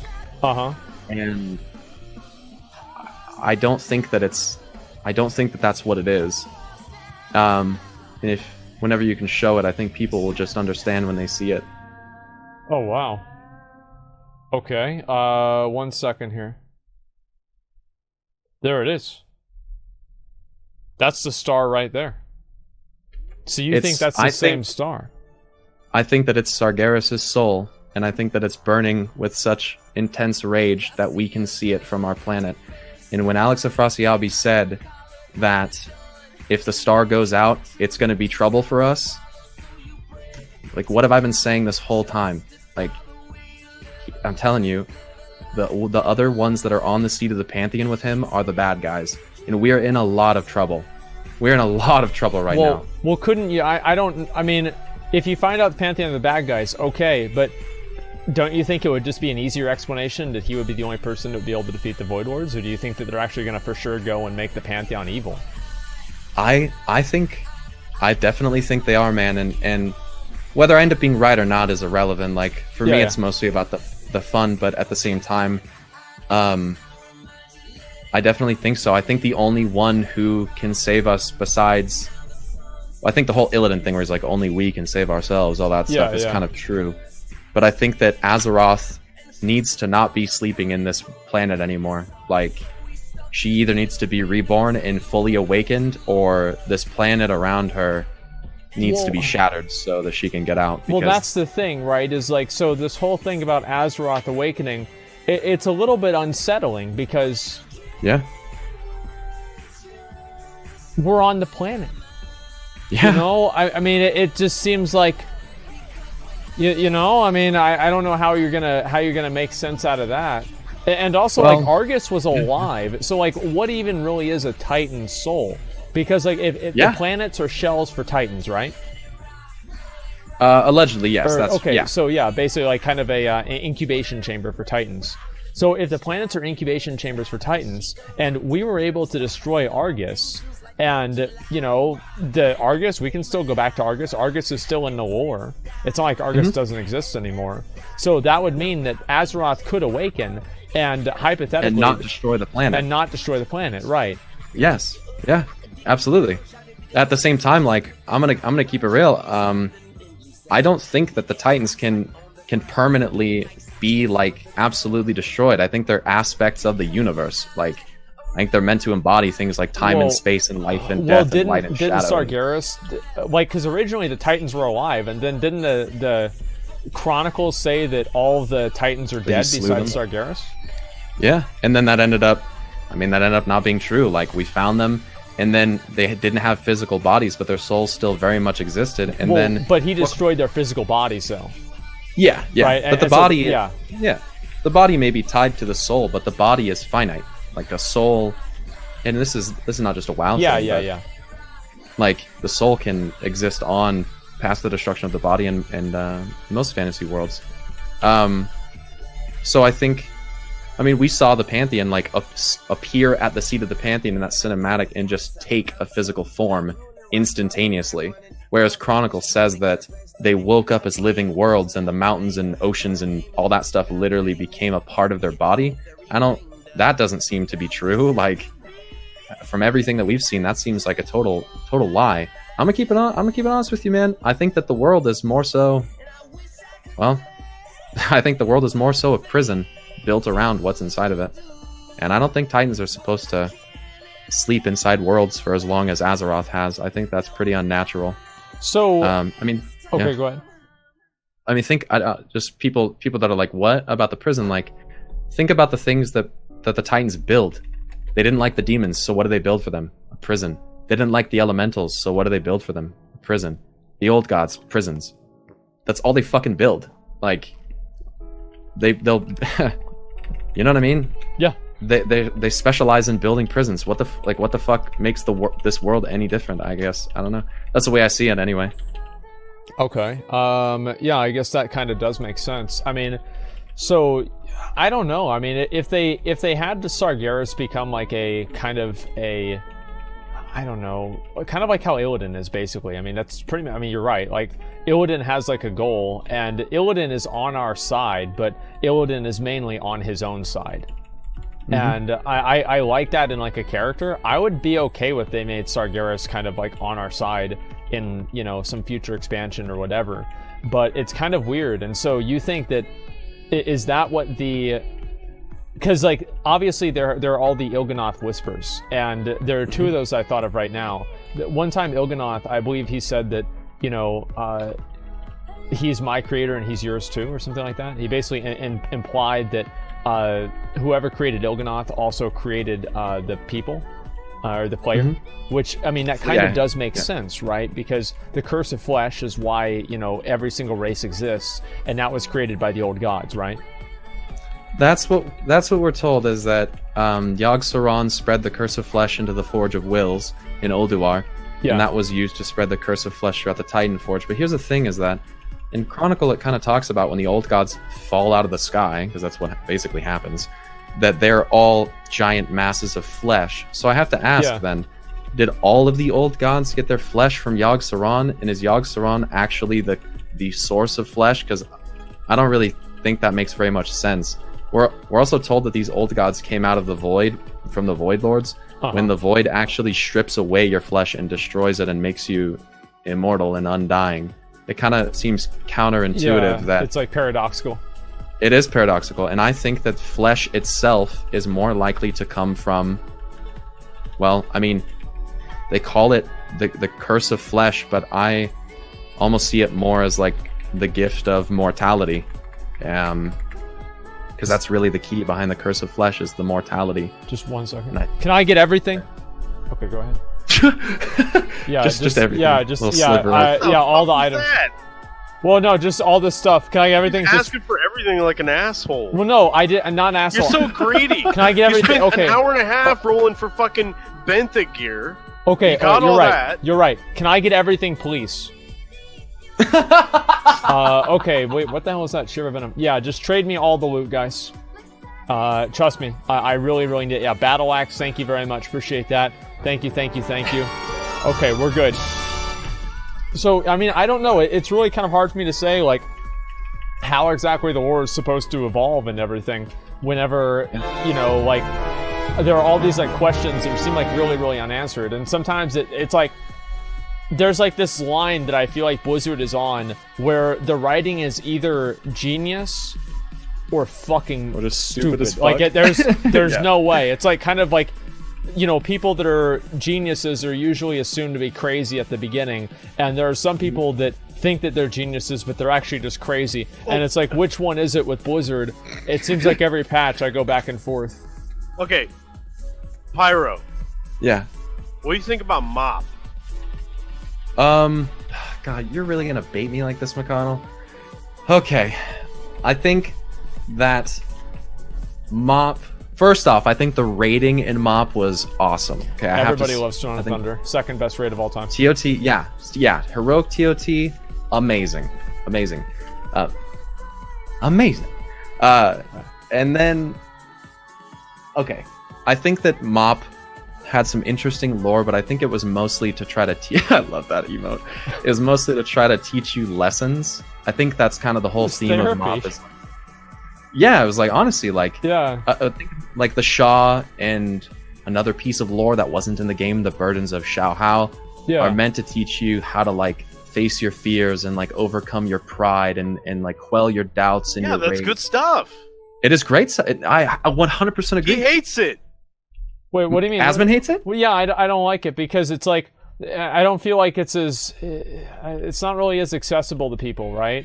I mean, as like as a storyline, because, like, it feels like a lot of people, I like basic storylines to an extent, right? Rather than, like, fighting your emotions and everything like that. One thing that I like about things like Lord of the Rings, Conan the Barbarian, Castlevania, you know, is that they're very, very simple and clean. And I think there's a certain amount of like sublime genius that goes into creating something that has a very simple but clean and also fulfilling storyline. And so this has always been, something that I've felt. But I don't think that necessarily the emotions are bad. It's more that I didn't like Mists of Pandaria because it felt like the characters came out of nowhere. Because I don't know about you, but like I remember back in Warcraft 3, there was one tower defense mission that introduced the Pandarians. And then we had Chen Stormstout be slightly involved. Here we go. No, it's like, I mean, let's be real. I mean, this came out of left field. I mean, was it in the lore? It was in the lore, but there are a lot of things that are in the lore that would come completely out of left field too. I could see that, and I think that's tough because that's so long ago, and I guess it would. Yeah. It's probably a decision that was discussed of like, this is a thing that we have, but how do we really want to take advantage of it in a meaningful way? Like, yeah. I guess given like what had been happening towards the end of the Cataclysm and the strife that had essentially been wrought because of it, yeah, I'd have to ask, like, could there really have been a better time or better way that they could represent, that kind of, like, obviously the pandas are very like orientally themed, and they're all about like wisdom and like a balance, and I don't know, I think that it was well timed, all things considered. I don't know. I think the lessons of Pandaria are super, super important, and I think that if we would have listened to those lessons a little bit closer, we probably could have predicted some of the things that are happening now. Yeah, Asmon, you asshole. Well, I understand the panda thing, I guess, but yeah, I don't know. I'm not a fan of the fucking pandas, man. I'll be honest. Like, I can never. It's like that shit came out of nowhere in my mind. There's no reason they should have ever done that. Like, I get that there was like that. I know that it was part of the lore. I'm never gonna say that it wasn't part of the lore, but there are a lot of things that are part of the lore that I don't think that they should make an expansion about, right? That's really the only way that I look at it. I think that's fair, and I think the way that they handled the progression of Garrosh's storyline in that expansion has really had a giant negative effect on Sylvanas' storyline, because let's be honest, it's the same thing. Let's be honest, it's the same thing. Well, you don't know that. You don't know where they're gonna take it, dude. She could be. What happens if Sylvanas gets like fucking possessed and shit, and at the last raid, and like then she goes on to like fucking free the other old gods, and she's like burning all this shit down. Because they did say that she was like way worse than Garrosh, right? So in order for that to happen, in order for that to happen, she's got to like burn down the entire world, pretty much. Okay, so it could be completely different just because Garrosh was fucking wild and as hell. I mean, doesn't mean that Sylvanas is the exact same thing. Maybe she's more wild and she's gonna do different shit. So you don't know that. You're just speculating based on because you like Garrosh and you don't want anybody else to steal thunder. Everybody knows that. Everybody can see that. You mean me? Yeah. Fuck off. Okay, so for one, it's because Garrosh is a better character. Like I never. What? Shut the fuck. What? Here we got it. You don't think so? Absolute. Well, okay. Hold on. Okay, go ahead. Continue. Go ahead and you go first. I feel like Garrosh is the only character that basically stayed the same throughout the entire the whole story of the game, right? If we had Garrosh in, let's say, Warcraft 2 or Warcraft 3, he would have been considered the greatest war chief of the Horde they've ever had, right? And he's right, Chad. He's fucking right, Chad. And I think one of the best, the coolest things about Garrosh is that Garrosh never changed, while at the same time the entire, I guess, politics of WoW changed in the way that, let's say that the Horde and the Alliance were supposed to interact with each other changed completely. And I think that the reason why Garrosh is such a cool character is because he represented that old version of the game that existed before. It's nothing like, oh, I just like Garrosh for some other random reason. I think that's probably the most interesting thing about it. And yeah, times change, etc. But the point is that Garrosh was at the wrong place at the wrong time. And I think that was one of the coolest. And guys, wait for me. Sorry. Wait for me. I'm a piece of shit that is doing a pet battle while you were killing trash. Just a second. Yeah, let me go over here. Did you win? Yes. I got a blue one.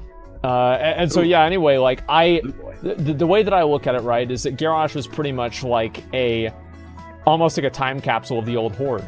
and that Garrosh never changed, but the entire like politics of the game changed around him. And I think that the way that they were able to show like that dichotomy was really interesting, and probably made him one of the most interesting and best characters out there, because it was something that they had never really explored before in the past. Okay. Pyro, destroy him. So, Go. okay. So I will with the Sylvanas thing, but I have to say I would agree with what you're saying about Garrosh staying true. I mean, Garrosh is born of the Warsong clan. They were all about being conquerors and brazen warriors. You know, they were driven by rage, and they're just bloodlust and fighting. Like, they would literally just take whatever the fuck they wanted. Right. And when you think about like the conquest of Ashenvale and stuff like that, if Garrosh didn't do that kind of stuff, his people probably die. And at the end of the day, he's doing what needed to be done in order to keep the Horde and keep his people alive.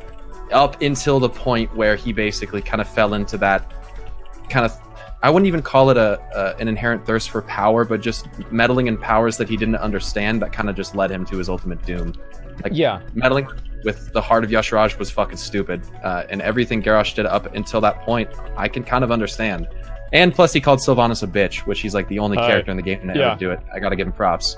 Because I don't know if I'd have the balls to call that, well, you know what I mean.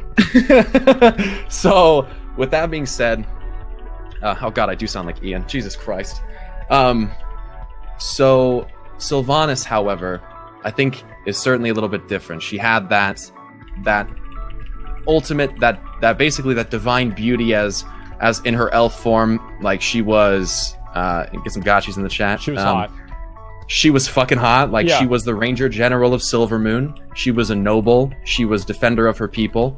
And like, that's a totally different dynamic than what Garrosh is. And then she, by trying to keep her people safe, similar to Garrosh, was turned into what she is now, which is just pretty terrible. All things considered, forced to serve the Lich King. And then basically committed the rest of her existence to hunting down the Lich King for, like, vengeance. But then after that happened, Sylvanas' character dynamic kind of shifted a little bit. And what happened when she jumped off Icecrown and saw the other side, which is described as the Infinite Void, by the way, not the Shadowlands or anything like that, scared the fuck out of her, and she kind of was set on a different path. Still, and Mcconnell is absolutely right when he mentions that the devs pointing out that she would consider Garrosh an amateur. Like, I think that if Garrosh and Sylvanas had equal armies and they went at like a 1v1 like battle with each other, I think Sylvanas probably fucking destroys Garrosh, personally. And I think in a 1v1 fight, Sylvanas also destroys Garrosh. Because like, the thing is, like, warriors, like, how the fuck do you have warriors in a game where you have mages that can literally like create ice castles? Like, it's always been an issue with like fantasy games, is like whenever you introduce magic, all of the characters that don't have magic are fucking useless. Oh shit, look at the chat, they're pissed. Yeah, they're so, guys, Sylvanas can fucking fly around. Like, she can turn into a banshee and wail at you and kill you in a single wail. Like, she can fucking fly. She can be resurrected. The bitch, she can literally she can die and then come back to life. Like, what the fuck? You really gonna try to tell me Garrosh, a simple warrior, could have beat Sylvanas? Get the fuck out of here. Come on. Probably not. He had to block the elements from Thrall so that Thrall couldn't beat him in the fucking Siege of Orgrimmar. And that's the thing. That's what I'm saying, right? Is that every warrior character in WoW sucks. Like, and that's all there is to it. They suck. And like, even Broxgar, why did Broxgar hit Sargeras? Because Cenarius, a fucking druid, gave him an axe. Very special enchanted axe, absolutely. Yeah, an enchanted axe. There's no warrior in the game. Varian, oh wow, Varian killed a Fell Reaver. Wow, Varian killed a Fell Reaver and died to trash mobs. An honorable death. Yeah, absolutely incredible. Yeah, I'm sorry, guys. It's embarrassing. Like, warriors are they're just in a bad spot. Okay, let me say that. A paladin would fuck a warrior. We all agree. Garrosh sucks dick. Sylvanas is okay. And every paladin NPC in the game has been fucking godlike. But they've all died mostly. Oh yeah? What about Tyrion, who died to a quest mob? He didn't die to a quest mob. He died to a raid boss. Yeah, he was a raid they mob. No, I thought the quest mob guy finished him off. No. Oh, he was gravely wounded by Croesus, and then I think didn't like the he died. from Either something way, afterwards. Tyrion, straight up badass. Everybody knows that. Okay, everybody can see that throughout all the years. Everybody saw that. Uther, look at Uther. Uther, pretty Another- awesome. Also dead. Yeah, Also dead. Yeah. yeah, but who cares though? So, Gavin Garrosh Rad is the dead, Dyer, and also dead. Sylvanas- Yeah, but how many times has Sylvanas died? Garrosh is dead too. So Twice. fuck you guys. She's died twice and still come back to do more. So, Yeah, but I'm a paladin and I'm gonna kill Sylvanas whenever she turns. Next Paladins expansion are that cool, means- dude. Well, we don't know. We don't know that. Let's be real. And think about this: paladins are kind of paladins. There's 5 original paladins of the Silver Hand. They were all kind of bound to an ideal of the Church of the Holy Light, like holiness, protection, retribution, etc. And a lot of them actually died after fulfilling their basically fulfilling their oath. Like Tyrion's alignment was actually to retribution. And when you think about what happened on top of Icecrown Citadel when he breaks himself, he basically asked the light for one final blessing, which he did not receive on the Broken Shore, by the way, because he already spent it. The light lets him bust out, and he enacts retribution against Arthas, which I think they kind of tie that in with the Paladins. I think that's pretty cool. It's also kind of like Turalyon, whose alignment was protection, trying to protect Zira from Illidan, and he failed. He actually failed to do so. I think Tyrion's probably fucked. Or not Tyrion, Turalyon's probably fucked, by the way. Well, he's got to be dead, right? Because of so how do you... Well, He's and also one super thing old. I wanted to say is that Turalyon got his sword blocked by Illidan's hand. Mm-hmm. Okay? Yeah. That's so All right, what? Yeah. McConnell. Hold on. And then stop. Number one, Turalyon wasn't fully powered up. Okay, because he just lost his power because they killed the retard lady, and then He was only in Super And then- Saiyan 1. so he didn't. He was powered down. Illidan and was also, asleep, basically. Didn't pop wings. No, Yeah. no, Illidan wasn't asleep. Illidan's Yeah, been he had getting just powered destroyed up Inoru. Yeah, that's it. Illidan's been getting powered up all fucking expansion, and he was getting beefed up in that fucking crystal that Gul'dan had him in and shit like that. That doesn't even count. He was getting beefed up, dude. was not. He was getting buffed up. He was not He was getting totally buffed. up. That's why he was so powerful as a demon within. It makes sense. Stop fucking laughing, dude. It makes sense when you think about it. Also, fucking Turalyon had spent 1,000 years fighting fucking demons on Argus, and he was fucking tired. And he couldn't even hit one of them with his sword. Excuse him if he gets his sword stopped for a second, okay? By and someone's by the way, hand. Illidan was still bleeding, okay? Illidan was still bleeding, so he did cut him. He just Wow. in that one situation. All that for a drop of blood. In that one situation, Turalyon and Illidan, okay, the dynamic was shifted in Illidan's favor, and I guarantee if Turalyon, Yeah, the dynamic had of been the powered game. up, you don't know shit, dude. Come on, dude. Stay in your fucking lane of asking for gear, you little cuck. Yeah. Well, hey, I mean, if you want to come join me like you did in the last raid, just let me know. Hey, if you ask and they give it to you, I mean, I'd Yeah, probably there keep you asking. go. Can I get the axe from the last boss, by the way, if somebody doesn't need that? I don't know if you need that or not, but it was a good one. Okay, just to say, yeah, I mean, I don't know, dude. I'm just saying, like, paladins have the same problem that warriors do. It's not as bad, but paladins are fucking garbage in the lore. Like, you look at Jaina. Jaina can create fucking... She just creates flying boats. Literally froze the ocean. That's Yeah, fucking I mean, insane. that's... Well, she doesn't count. She's like a fucking. They just like to suck Jaina's dick. That's all it is. But there's You're not wrong. there's no warrior alternative, man. Like that, and there's no paladin alternative either. For Jaina? Good. Yeah. Yeah. Yeah. I mean, Starfang being super powerful is like a meme. Like, I mean, I think that Starfang's awesome. Yeah, it's a fucking meme. At this like, point, he's an I think- old man. Like that's. Come on. It's also kind of tough because like you take like warrior, hunter, those kinds of like classes, we'll say, who are just like it's like a skill thing. Like they train to become warriors and hunters, whereas like and not to say that mages and stuff like that don't, but trying to compare like a magic wielding like Arcanist versus like a warrior. If you were to really compare those two things, the mage is probably going to win. If you were to take Trust like the me, most I played powerful, classic WoW. I understand how it works. Okay? yeah, like if you were to take the most powerful of each class, like the casters, like Warlock and Mage are probably from a lore standpoint probably going to come out like infinitely more pretty powerful high than anything else. Yeah, and like Death Knight and DH are definitely up there as well, but the other classes probably not so much. Yeah, I mean, come on. Paladin's up there. Sylvanas Paladin's lost to up there. Sylvanas lost to Paladin's definitely up Malfurion. Is that true? Yeah, but Malfurion's also. I mean, a druid. Like we're talking like the most powerful druid ever. So, I mean, I can see that's that. a good point. I mean, like, yeah, Malfurion is like, yeah, he's like an arc druid, and he's like, I don't know, he's like, yeah, he's really, really strong. But I mean, the only good thing we saw can him say, in the cinematic. yeah, exactly. Well, the only thing we can say is maybe, what's his name? Who was it that killed or didn't? Who was it that was going to defeat Cenarius? It was Grom, right? Yeah. In Warcraft 3, yeah.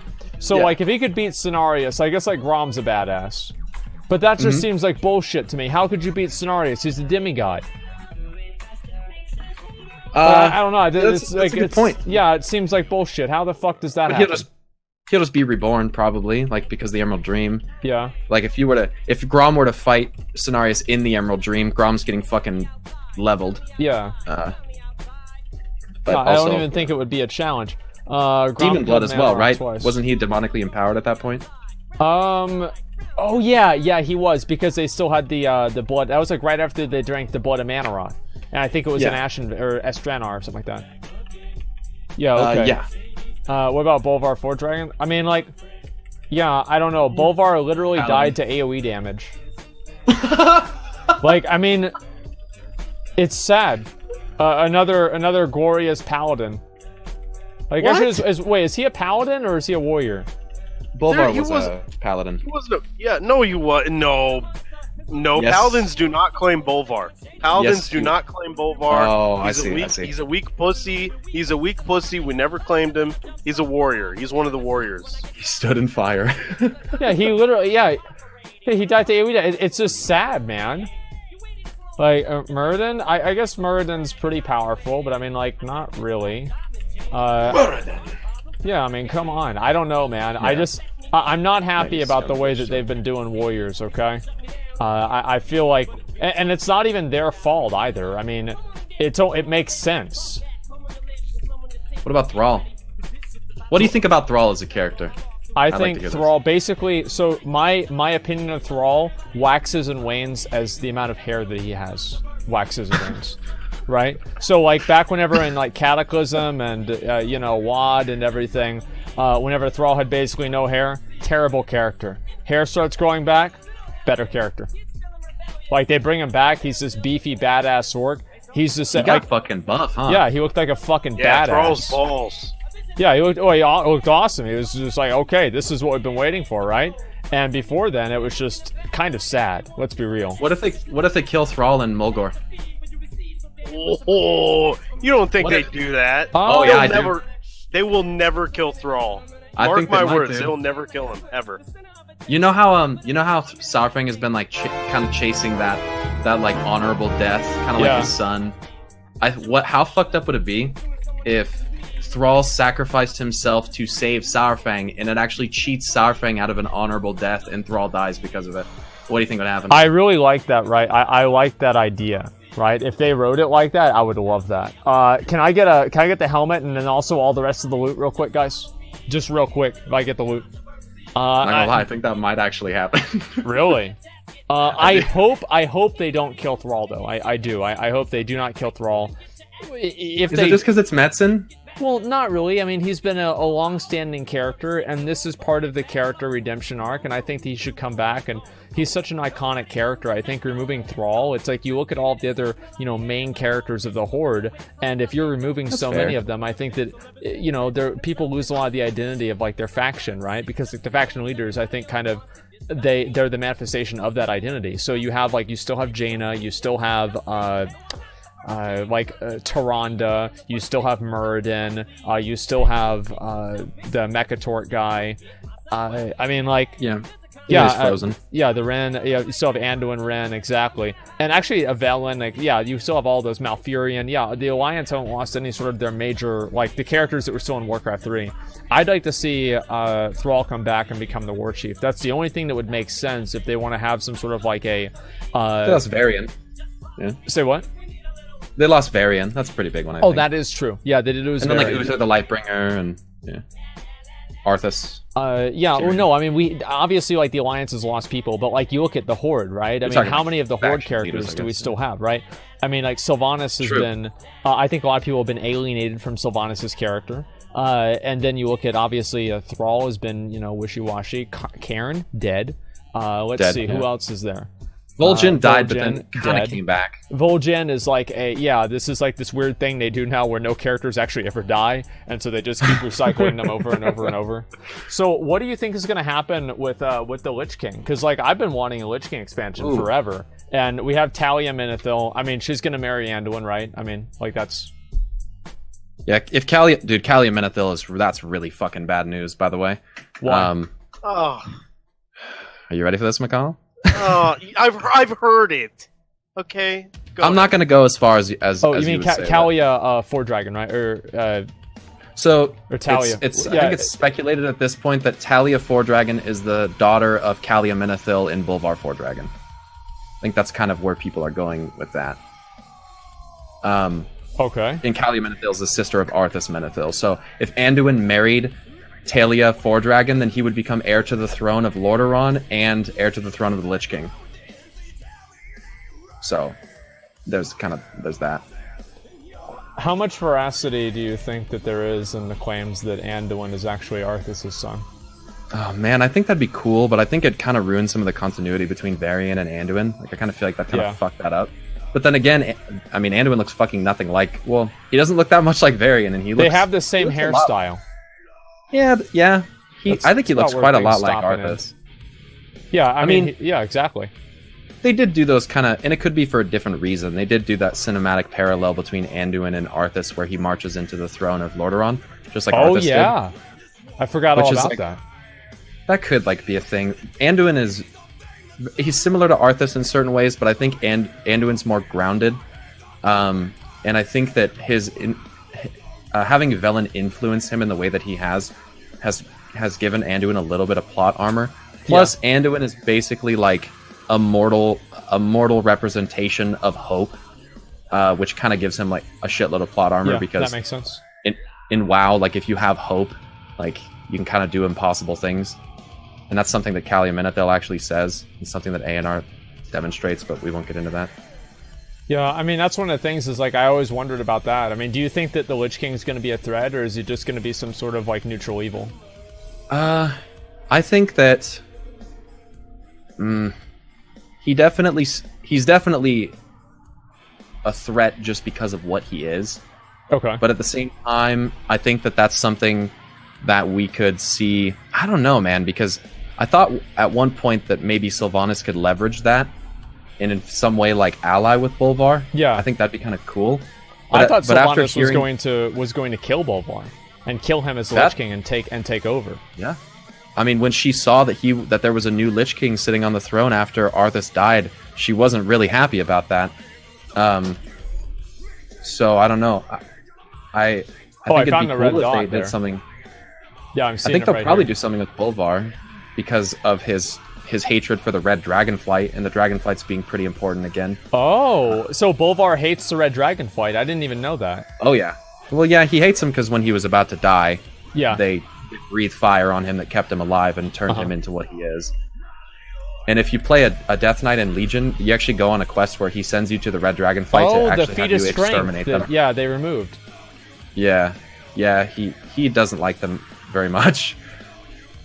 Yeah, that makes sense. So I guess, cool. Yeah, it does make sense. Just a second. Guys, we're going to do a Jaina run real quick for the mount. Let's do a Jaina run for the mount, boys. Let's go. Bolvar is fire. Shit. Yeah, we're going to get it. Bolvar is fire, that's true. Yeah, I mean, I'd like to see Bolvar be, like, more of a factor. I mean, like, I wouldn't like if they made Bolvar evil, though. If they made Bolvar a villain, I wouldn't like it. I kind of agree, because that's kind of already been done, I guess, with the Lich King. Well, it's also, I feel like at a certain point, I don't like it whenever a narrative leads an audience to feel a certain way, and then it turns around and is like, oh wait, no, I was just kidding, right? I think that's the same thing people got upset about Game of Thrones for, right? Is they felt like they were being led down this path, and then, you know, at seemingly the last second, they change everything around, right? And so, like, people's... I think people get, like, emotionally invested in stories, and because they're getting emotionally invested in a story, and then they find out that they just emotionally invested themselves into someone who's, like, bad, basically, there's a certain feeling of, like, betrayal, and, like, they feel tricked in a way. So then, would you... I mean, I would infer from that, then, that you would presumably kind of say that kind of what I'm suggesting with the Titans, do you think that that would... it would kind of lead into that yeah. same thing. Because, like, the thing with Sargeras... I think that's fair. Yeah, the thing with Sargeras, I don't know, I feel like whenever... Like, for example, the Phylactery of Kel'Thuzad, it was not destroyed in the first Naxxramas. And if you get the quest, whenever you kill Kel'Thuzad in 40-man, you make a decision not to destroy the Phylactery. Right? Interesting. Yeah, I believe that's how it works, and I'd have to pull up the quest line again. And so it makes sense that, like, the player makes that decision. It's the same as the player makes a decision to work with let's say not really N'Zoth, but to, you know, be kind of an agent of Xal'atath's will, right? And so, like, even though the narrative is drawn through the character and the character makes bad decisions, there's never a point where the character, you're saying, oh, we're doing all of this for a good reason. And also, actually, I don't know, like, let me think, because I think that the exception to that is the Heart of Azeroth, right? But I think that the exception to that, why I think that's not really the exact same thing, is because it's really Magni who's being deceived. So, do you think that the murmurs of Azeroth that Magni is hearing, are these just corrupted whispers of N'Zoth? I definitely don't think that they're Azeroth at this point. Okay. I think that it could be... I suppose it could be a couple different things. I think N'Zoth would be the most likely. Magni could also hear... I'm sorry that it always goes back to this, but Magni could also hear Aenar speaking to him inside of Antorus the Burning Throne. She spoke directly to him. So I don't know if she could in any way have an influence on that. I mean, I think he is a pawn of the Titans, personally. I think that could be part of, like... It's like a double meaning kind of thing. A lot of the Old God Whispers can be attributed to different things, and I think that the King of Diamonds has been made a pawn, could have, like, multiple meanings. Like what? Well, I mean, like, I think that obviously he's like a pawn to Ashara's end and what she was trying to achieve, but at the same time, Magni did kind of help guide us through Antorus and led us to freeing, if that's the word you want to use, Argus from Sargeras and basically freeing the Pantheon. And Argus is dead, right? You know, that's the thing, is I don't know if you can really kill something like that. Yeah, that's what I'm saying. real. It's like, because the other Titans, whenever their physical bodies were destroyed, they still existed in the Pantheon. And they even had power, right? I mean, Aenar had power in, like, the quest line, and she was able to res people. So, like, not even, you know, some sort of thing of bringing people back to life, right? Is like God, you know, it's like, you know, it's not direct intervention. Kind of like in Lord of the Rings, you have Eru Elvitar, but, like, there's never any, like, direct intervention. There's just always him acting through a manifestation or kind of switching things in his will. And so I think this is kind of the same thing, right? Yeah, I mean, I certainly could get behind that. I mean, another thing I'll say... Tell them your thing with the red and black. Well, I'll talk about Azerite first, because it kind of ties into that. Okay. I think Azerite is not just... I think it's not just the blood of Azeroth. I think that there's something else in there. I think it's light, and I think that there's shadow in there as well, which manifests as, like, raw magical power. Okay, yeah, I agree but I think with that. I think the shadow came from the sword, and the sword that Sargeras stabbed into our planet, I think, was imbued with some kind of power, and I really do think that was the power of Argus, and I think that he took that sword and he basically stabbed Azeroth with like a giant sword imbued with death, basically. Well, why would he imbued with death, so in order to kill Azeroth? Because the reason why he stabbed Azeroth was obviously to, like, kind of contain the possible corruption of the old gods, and I guess by proxy the Void Lords, right? Potentially, yeah, and I perhaps, yeah. I mean, there's I guess there's multiple ways to look at it. I would say also that I think Azerite basically is the blood of creation and uncreation. And by the way, in the book Before the Storm, when Sylvanas holds Azerite, it makes her feel like a goddess of creation and destruction.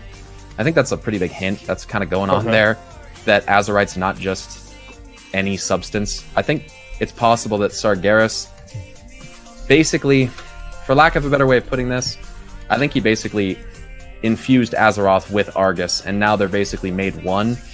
And I think that with how Azerite has been influencing what's been happening on the planet, it might actually be kind of going along with what Sargeras would want, because it's been causing chaos and war and strife, and it kind of seems like even though we imprisoned him, it kind of seems like the Legion kind of won. I mean, I don't really consider what happened in Silithus to be a win for us. That seems like pretty much one of the worst things that could have happened. Yeah, I can see why you'd say that. Yeah, so I don't know. Anyway, the black and red thing, I just think it's indicative of like a shadow and death kind of theme, and I think that, yeah, I don't know. I think N'Zoth is in some capacity tied in with death and shadow, and I think that the way we saw N'Zoth manifest and take Queen Ashara away would probably support that, considering he manifests as like pure raw shadow energy. So and N'Zoth's not like mad at her, tentacle. right? Like, he's not happy about this whole situation where she was fucking with him in the beginning cinematic, right? Ashara, yeah, and I would not think so. I do not think N'Zoth likes Queen Ashara that much. Okay. But without her, he never gets free, because really, like, she lures us in, like, she gets all this and Sylvanas helped with that as well. Right. But without Ashara, he probably doesn't get free. But at the same time, Ashara was also the greatest threat to him not getting out. So it was basically because of her he got out, but also, like, you know, he had to worry about her, like, not letting him out. Yeah, I mean, like, with what you're doing in the fight, I mean, she even offers to let you, like, join her and everything, which is kind of weird, and serve her. And if N'Zoth gets out, then Queen Ashara's rule is kind of stifled at that point, because N'Zoth is going to take over. Like, once N'Zoth is free, it's not like he's just going to let that bitch keep ruling. You know what I mean? That's what I was saying. Like, it's like, you want to fuck with this guy, like, that's a bad idea. Yeah, she's just a pawn in a greater game for him. Yeah. I mean, he could have let her die, and then he just resurrects her right in front of us and just drags her out into the abyss with a terrified face, like terrified expression on her face. Like, oh yeah, you mentioned that because you thought that it was something like you didn't even know, because that's what you said, right? Because it rezzed her. Yeah, I don't think. I know what we're supposed to believe, like, about the old gods and all that. Like, I know how it's written. I understand the whole thing. A lot of people think that because of my theories, I just don't know the lore. I know what it is. I just don't necessarily believe in all of it. But I don't...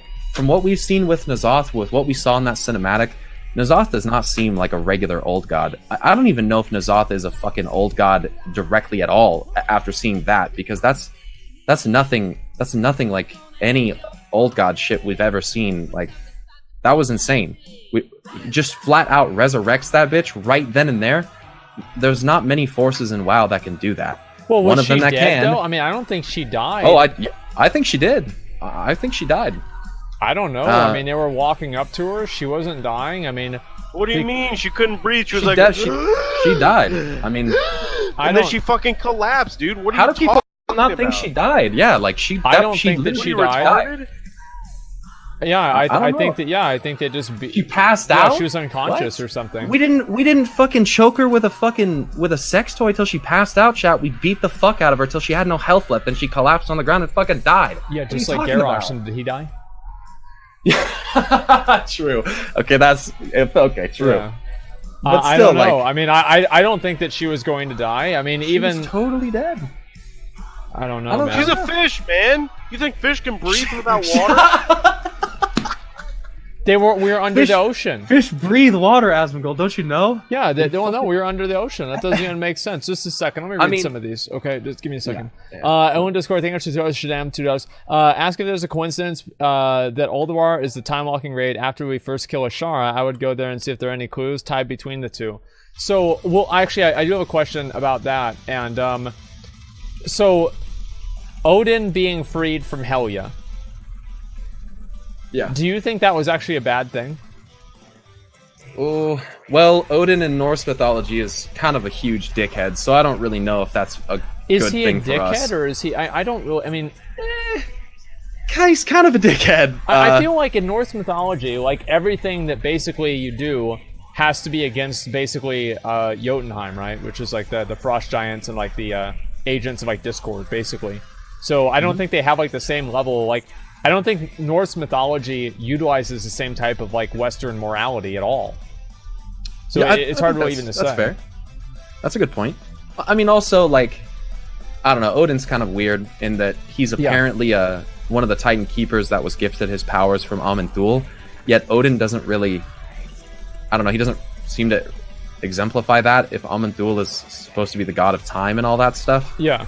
So that's kind of weird. I think Odin is a lot more similar to Sargeras personally, like, not just in his personality traits, but he's like a warrior. He leads the halls of valor and, like, takes the valorous, glorious warriors that die and ascends them to something greater in death. Like, dude, you know what I'm starting to see? What? You think everyone's like Sargeras? I think that when you're talking about a universe that's got gods, you know, gods that can stride across everything and you know, through time and space, like, I don't think it's unreasonable to think that a lot of things do connect back to the gods, especially when we're talking about entities that were literally gifted their powers from the gods, right? Like, that does make sense. I don't think that's that much of a stretch. I mean, personally, I don't know. Asmongold, I don't know about that, man. Lich King's like Sargeras. No, I don't think so. I mean, I wish that the Lich King, like, played a bigger role. I'd like to see another Scourge expansion, but I can't really see that unless it's instigated by Sylvanas. Yeah, like, I agree. Yeah, how else would that even make sense? I can't say. By the way, during Ragnarok, Odin does rally all of, like, the remaining warriors to, you know, fight in the final battle. We did just release Odin at the end of Legions, so I mean, there's that too. Yeah, that is true. Okay, that does make sense. Comic where Anduin's old.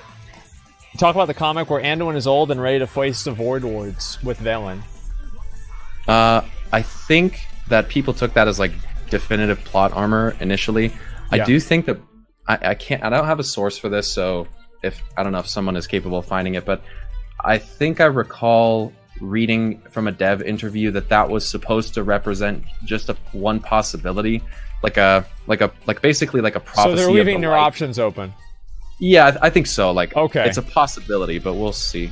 Yeah, all right, that does make sense. Let me get the rest of this. Sorry, I kept doing a single for Pyro bits. Appreciate that. Do you know Pyro? I think the comic strip. Showing Old Man Anduin Wren and Velen adjoining a spaceship have anything to do with the planet dying or Azeroth actually waking up? So you just think that could be an alternate thing? It's, like, not necessarily, like, 100% a possibility. Canon. Yeah, okay. Yeah. That makes sense. Garrosh did nothing wrong. Light, thank you very much for the $20. Appreciate that. Please play this video for Sylvanas Funboy in-game video. I can't look at that right now. I don't click links, man.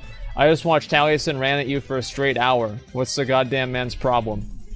Oh boy. Well, I mean, we moved on.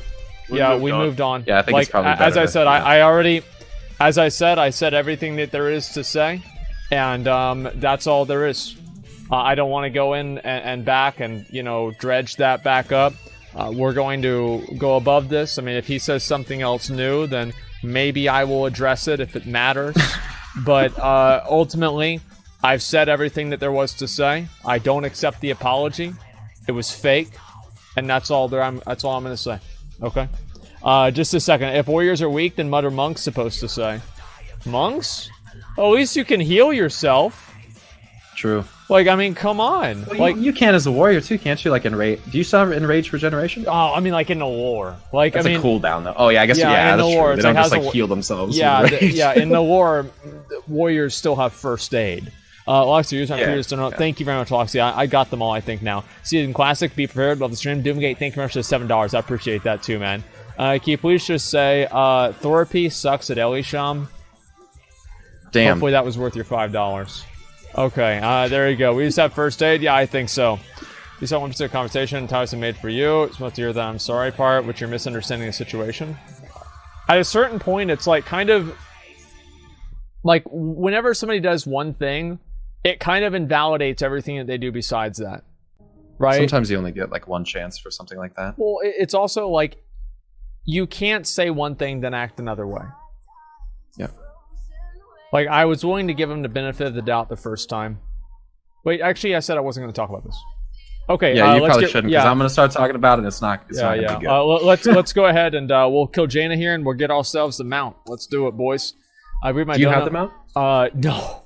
I've done it's like 28 times or something like that. I need to start doing this on normal because like this run takes too long, and I wish that we did it a little bit more quickly. Just 1 second, Mcconnell. I know you give people a lot of I know people give you a lot of shit, but I think you're awesome. You make the streams better, and I have recently joined the Paladin Crusade. P.S. Asmongold, I believe it was Medivh Deathwing was scared of. I believe that you're right. Yeah, I believe that is correct. Yeah. Yeah. Because there are very few things, like, I think that the devs said that Li Shin, one-on-one, would be able to defeat the Lich King, right? Whenever he was alive? I could see that. Li Shin's pretty fucking powerful. I could see that. Didn't they have to use, basically, a nuclear bomb to get rid of him? Well, not when we fought him, but he did get it. Well, yeah, but he was undead then, and he was still a pain in the ass. True. Yeah. Also, I think at the time when part of the reason why Deathwing may have been scared of Medivh is I think at that time Medivh may have still been possessed by Sargeras. If I'm recalling correctly, that may have been in that. Well, Medivh is another example, right, of a character that Medivh died. Yeah. But he's still in the game. Yeah. in like a spectral form. Yeah. So. Like, is Medivh, now that Medivh's, like, physical body is destroyed, does that mean that basically he's no longer under Sargeras' control? He did, last time we saw him, he did fly off into the Twisting Nether, so, Medivh is a pretty in-depth discussion. Here's an even better question. What about his son? About whose son? Oh, Medivh's son? Yeah. Oh, yeah, he was so OP, he was able to defeat Cho'Gall at 12 years old or something? He was basically like Jesus in WoW. Like, not green Jesus. I mean, he was kind of a cheat code for WoW. Yeah. Medan. Yeah, Medan. Exactly. Yeah, okay, it's not canon anymore. Medivh creatures aren't... Well, I don't know about that. I mean, I don't know. I'd like to see more things like that. I always like the whole Guardian aspect and everything. I wish they did more with that. I don't think they really will. Yeah, I think it's in Chronicle. If you go to the index at the back and you search for the character Medivh, I think it directs you to... I think it's on page 404, and I don't think there is a page 404. Oh, wait. It's like not found. Get it? Like 404. Yeah. Wait, so it's Medivh or Medan? Oh, Medan. I'm sorry, not Medivh. Medan. Oh, okay. I was about to say, yeah, that is actually really clever. I like that a lot. Medan, my bad. Yeah. So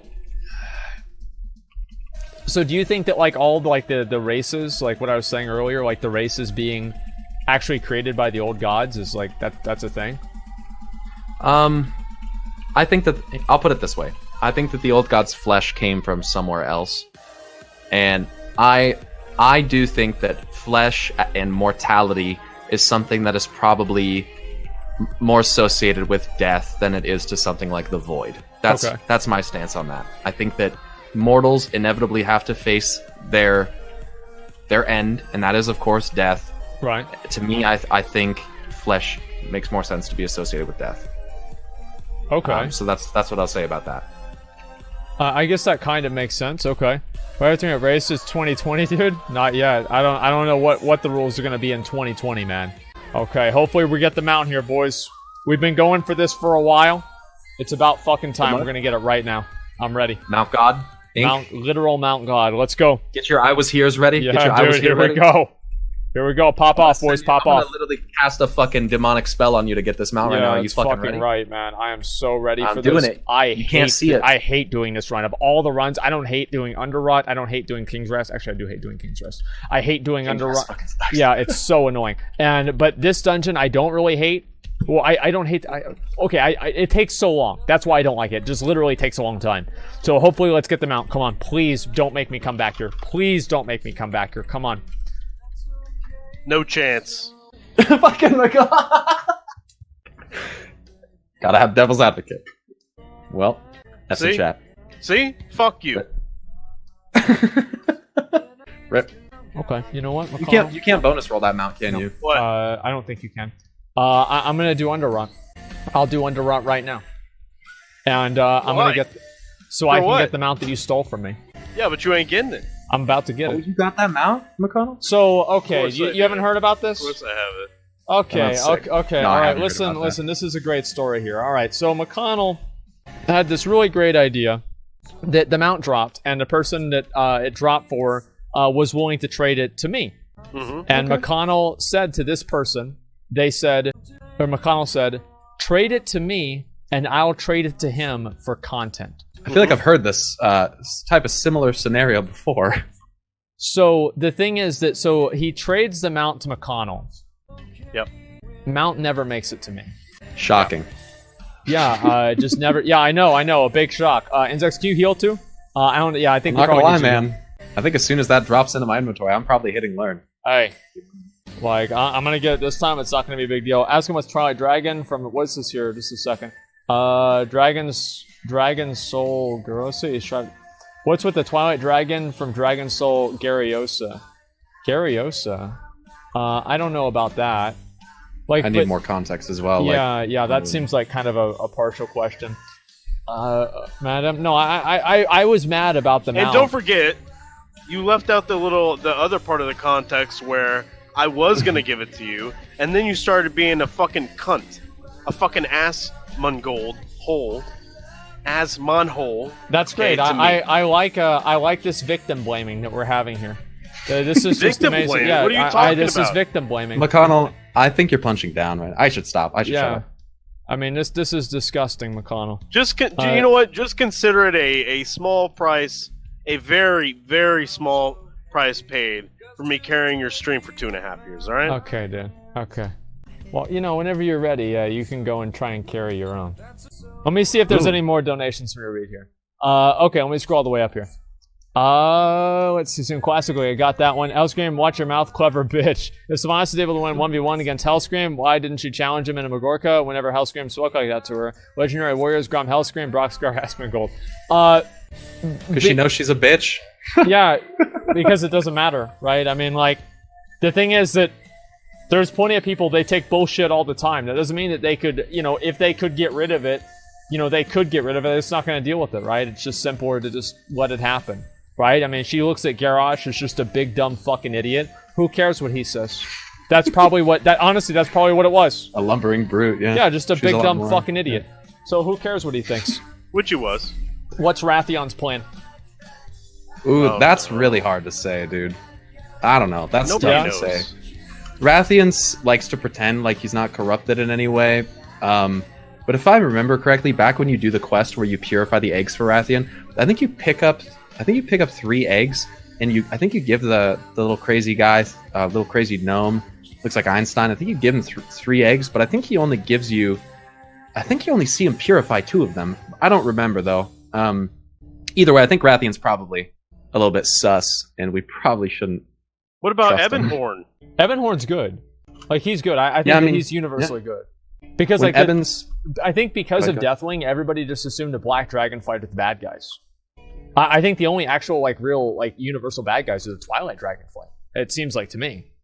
yeah, I mean the Black Dragons weren't originally bad. I mean they were No. gifted their powers just like the other dragons. Well, obviously, you know what? I think they fucked up at the beginning of Legion. I think they fucked up they were about to fuck it up anyway, because Rathian actually wasn't he in High Mountain? Yes, At he that was. fucking quest? Remember that? Remember Yes. that shit? And he was there, and then he was like, hey, "Okay, thanks for the help. Fuck off." Yeah. Right. Remember that? And then they This was in the beta of Legion. and it made me think that Ebenhorn was fucking Rathian this whole time, when he wasn't. That little part Yeah. fucked me up for a long time. I remember people talking about that for a little bit, about that, him potentially being Ebenhorn. I don't know. Rathian is, I don't know, dude. He's hella sus. He's I got some don't anger know, problems. like, Rathion is like one of those characters that it's like you almost can't do him justice. Because everybody has a different version of Rathion they want to see. If that Yeah, makes some want to sense. see him evil. Yeah, some want to see yeah. him like really good, or like Yeah, be like Deathwing, or I don't know. I think Blizzard's in kind of a catch-22 situation with Wrathion. I don't know really if they can ever make people happy with like Rathion's storyline or not. I don't know. He's also immensely powerful. Like he ate the heart of the Thunder King, which we took from Lei Shen, which grants you titanic powers. Wrathion is a pretty big. What? I don't remember doing that.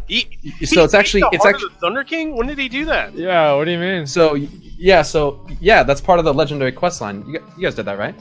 I followed for where the the cloak? quest tracker told me to go, which goes back to our initial conversation about how they need to do something better with like getting people involved in the lore. Yeah. So you take when you kill it's one of the last quests I think for the cloak quest line. You kill Lei Shen, you get the heart of the Thunder King. Yeah. And then you take it back to him at the inn at where he hangs out that hotel. Right, yeah.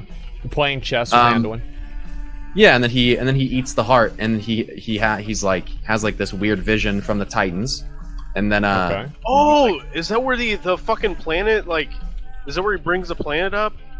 yeah, it's like I think it's right before that. I think he takes you out okay. to the cliff and does that right after that. Oh yeah, Yeah, the smoldering planet. Yeah, I remember that. Yeah, Rathion's super powerful. It'd be really bad if Rathian decided that he wanted to go against us because Yeah. yeah, that's no joke. So Rathian could end up being a really big bad guy in the near future if they wanted to do that. You think Rathion's okay?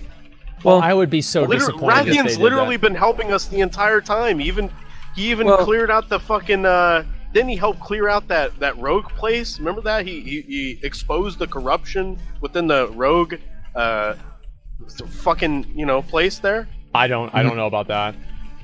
It was I think that was part of the legendary dagger quest line in Cataclysm. Yes, he did. Ravenhold, man. Yeah. Oh yeah, no, you're right. I'm not You're right. retarded. That happened. Yeah. Well, the thing is that Rathian's just like I ooh, the pog, dude. Yeah, Rob Von Whooping, thank you very much for the 5 get the community subs. Thank you very much, man. Thank you. Holy shit, thank you very much. Good. He just has like some anger problems. He doesn't really understand. He doesn't understand that the Alliance and Horde fighting over time has kind of like made them stronger, and he doesn't. That's one of the things that Terran Zu tried to, or not Terran Zu, Tong the Fixer, which is the waiter in that little inn, tried to teach Rathian, is that like him trying to get Varian to dismantle the Horde and stuff like that wasn't going to turn out how Rathian wanted it to. And let's not forget that the whole Warlords of Draenor thing happened because of Rathian. Like, he's the one that teamed up with Kairos, a Bronze Dragon, to release Garrosh to go to Draenor. So Rathian hasn't exactly made the best decisions. Shit, I never thought of that at all.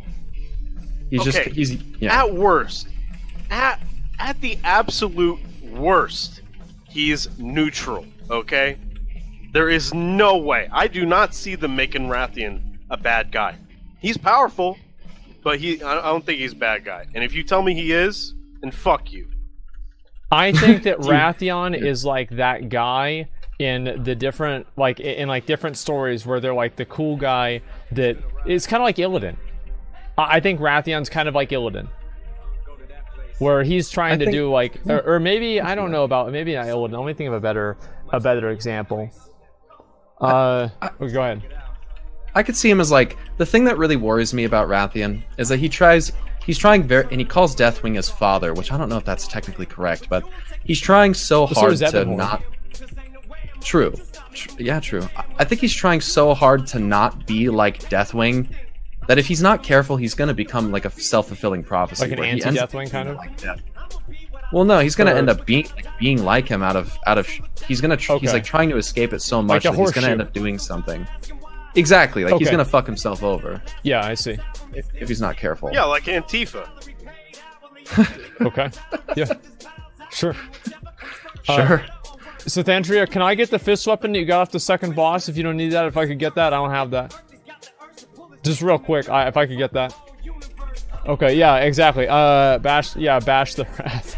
No, I don't know. I'd like to see the Black Dragon fight be like not, because I think that a lot of people probably feel like the Black Dragon fight are like the bad guys, you know? Yeah. And that's yeah. It's kind of disappointing or something like that happens, because it's like, if that's not the case, then you just have everybody that has like this huge misconception going on, you know? I mean, it's not really their fault, like, to begin with. Like, the Titans Yeah. gave them power and domain over the Earth, which they imprisoned the old gods in. It's like, what the fuck, dude? You're like, it just makes me think about So the Amon dragons Thul and, imprison the old gods? No. Oh, when okay.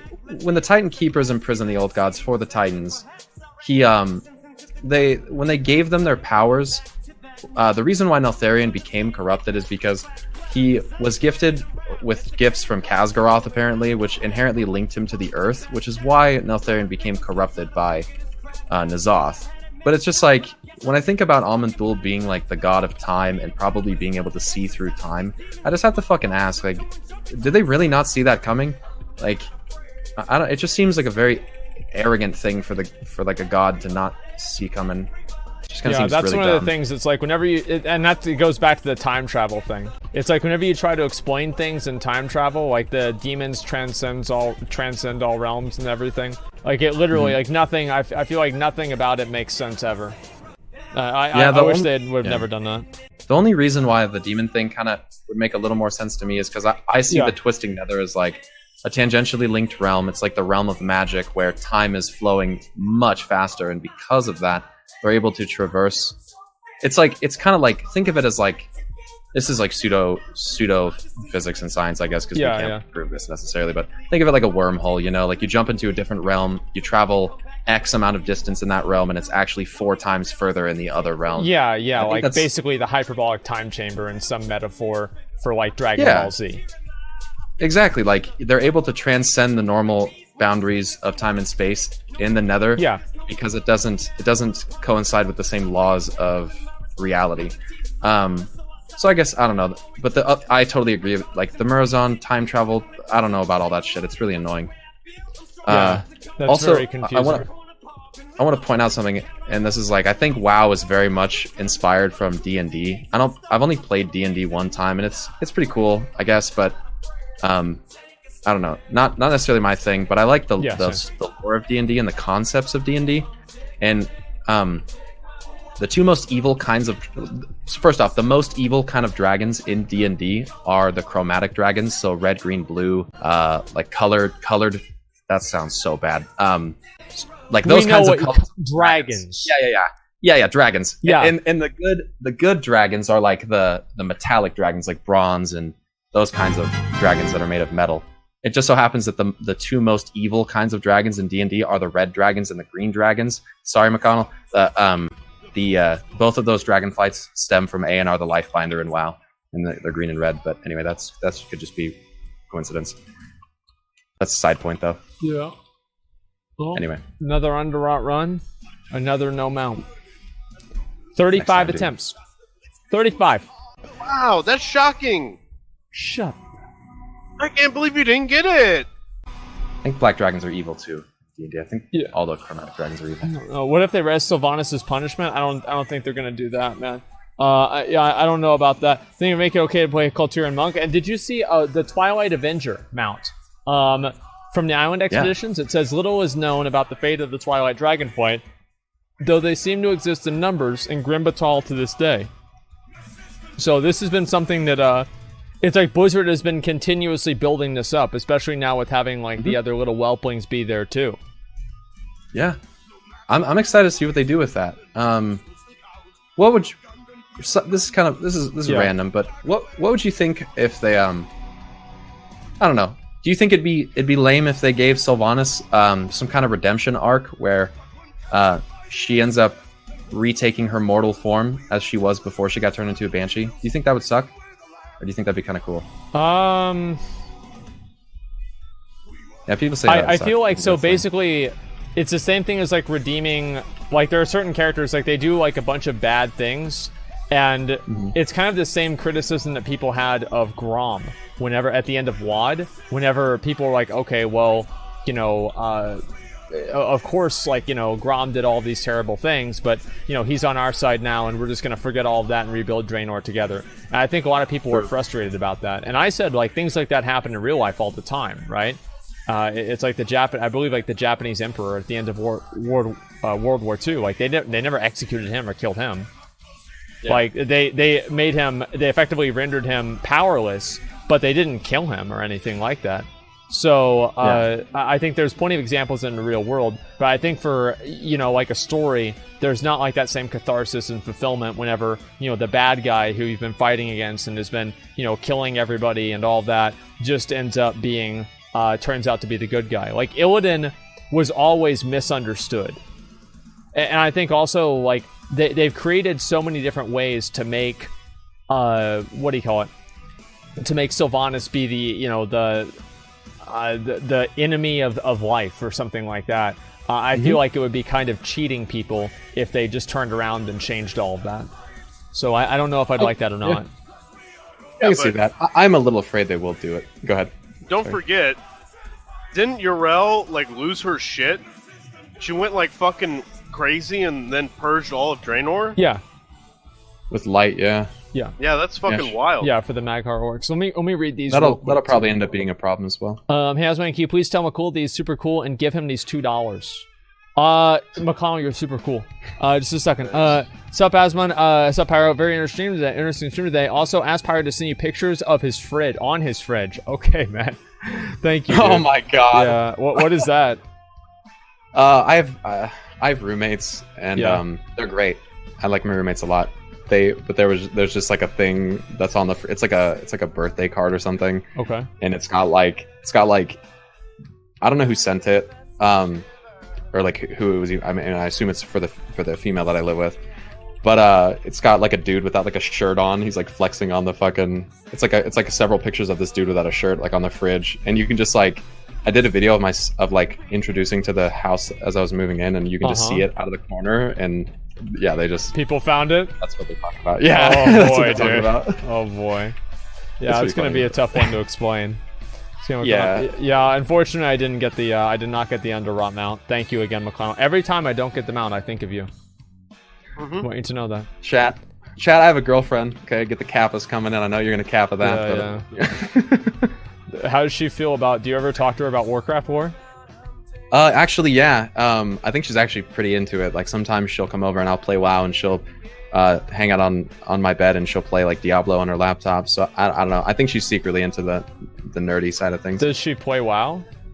She doesn't play WoW, but her mom does, and I'm like trying to convince her to play it. But I'm also kind of concerned that that'll end up being the downfall of our relationship because some kind of mount will drop, and I'll be like, "You're gonna give me that, right?" And she's gonna be like, "Nah." Yeah, I think that happened to like Nick or somebody at the end of Legion. It's pretty fucking funny. Yeah, I don't have nearly as many mounts as you, but I do collect them, and if it's a mount that I really want, I really hope I get it. Yeah, I understand that, dude. So here, I mean, I don't know. I feel like a lot of the lore and everything, like it feels like it's on the cusp of something really big happening, right? Because it just like they built everything up for so long. It's finally, I think, time to let's take this full circle, right? And let's actually like make it happen. I like how you described that, taking it full circle. Yeah. And like I don't know, what did you think of the cinematic? Yeah, that's what I was gonna say. People have asked me to watch your video on it, and like we haven't had time yet. And so, what did you think of the cinematic? Well, I think that it could be taken in a literal sense and then in a figurative sense. I think it's more likely that it's figurative when he says all eyes shall be opened. I think it's kind of pointing at like revelation, like a very big realization coming, and us kind of having our eyes open to the truth of what's happening. And I've been doing speculation on this Sargeras, N'Zoth, Argus, like Titan stuff. This isn't like new. I've been doing this for the last like 2 years basically. Yeah. And it's been like refined over that period of time, but ultimately like I've continued to see the same trends, and I do think that we're approaching if I end up being right, because there's who knows, I think that we're pretty rapidly approaching the point where that will be revealed if it should so be the case. So I don't know. That's what the cinematic should have been though. We were on stream. Me and Asm were on stream. I remember saying, dude, in 24 hours, we're going to know everything, dude. It's all going to be fucking revealed, man. It's going to be great. We're going to learn everything. Yep. And then the cinematic came out, and it was horse shit. It was dog shit. It was crap. It was garbage. It created more questions than it answered. Like what we were talking about with Ashara, right? Like, was she dead? Like, did N'Zoth just put it in the wrong hole? Like, why did she make that face, right? I mean, what was it? And it makes you wonder. I don't know. I see where you're coming from. I do think some of that, like, I don't know. I think that there's kind of have to accept that maybe like we set up an expectation maybe for ourselves a little bit beyond what we should have. That's true.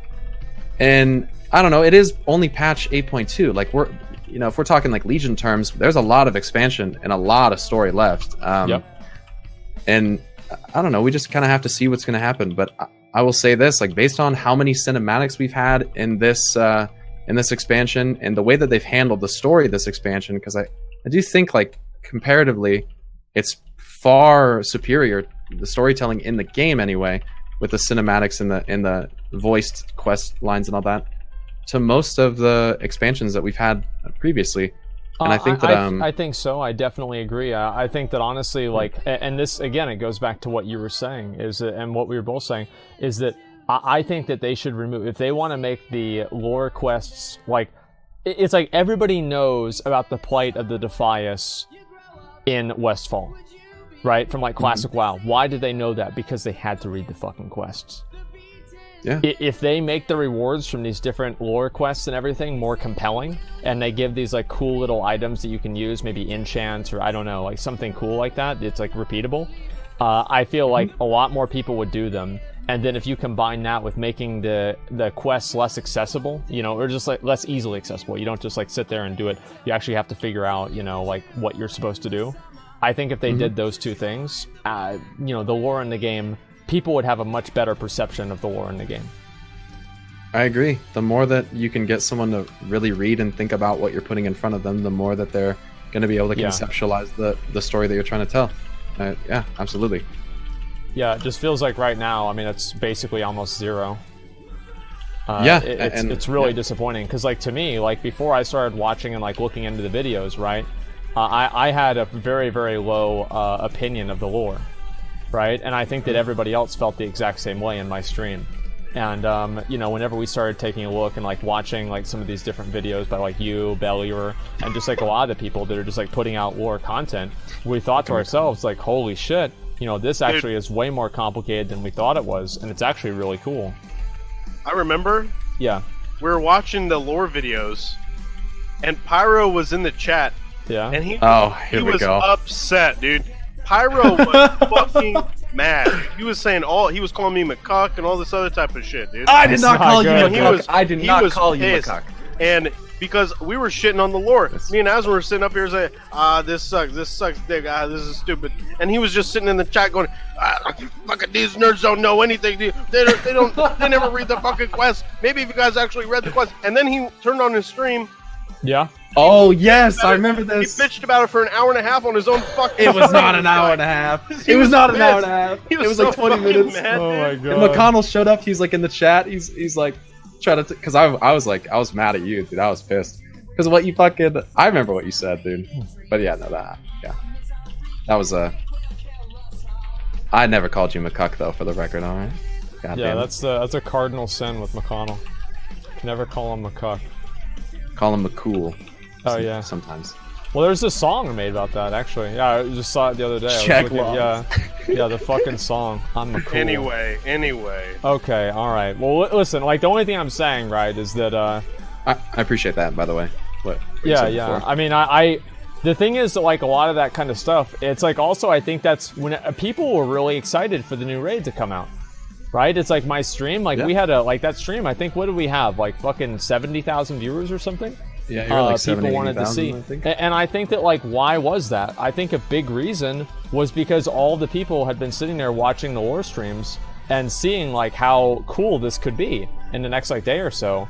And they wanted to know what the fuck was going to happen. It's the same thing kind of with Tomb of Sargeras. Like, nobody really knew what was going to happen at the end of Tomb of Sargeras. Like, the idea was we were going to kill, whatever the hell his name is, right? Kill Jaden. But what does that mean? And I think that's what made, like, probably Tomb of Sargeras the most interesting. Obviously, unfortunately, it didn't happen with Argus because we already, the files were data mined with, like, the the sword and everything, which is like kind of disappointing in retrospect. Like imagine if we had seen that cinematic for the first time, and nobody Dude, they knew. were so fucking dumb. They leaked it on their own fucking Blizzard store. They put a shirt on the fucking store before you could finish the raid that said what Sargeras did in the description of the shirt. Like, are you fucking stupid, Blizzard? What? You know, it's the way it How goes. did that happen? What the Good fuck, fucking man? question. Yeah, that's pretty fucking bad. To your point, like I hear people say like that they like the videos and they like the ideas and stuff, but that they don't think that Blizzard could. They don't think that Blizzard's writing like would be that deep, or that they could come up with that. And like I said in one of my more recent videos, I have to kind of appreciate that, because it's, you know, that says quite a lot, I guess, about what I'm trying to articulate in the videos. But at the same time, I don't know.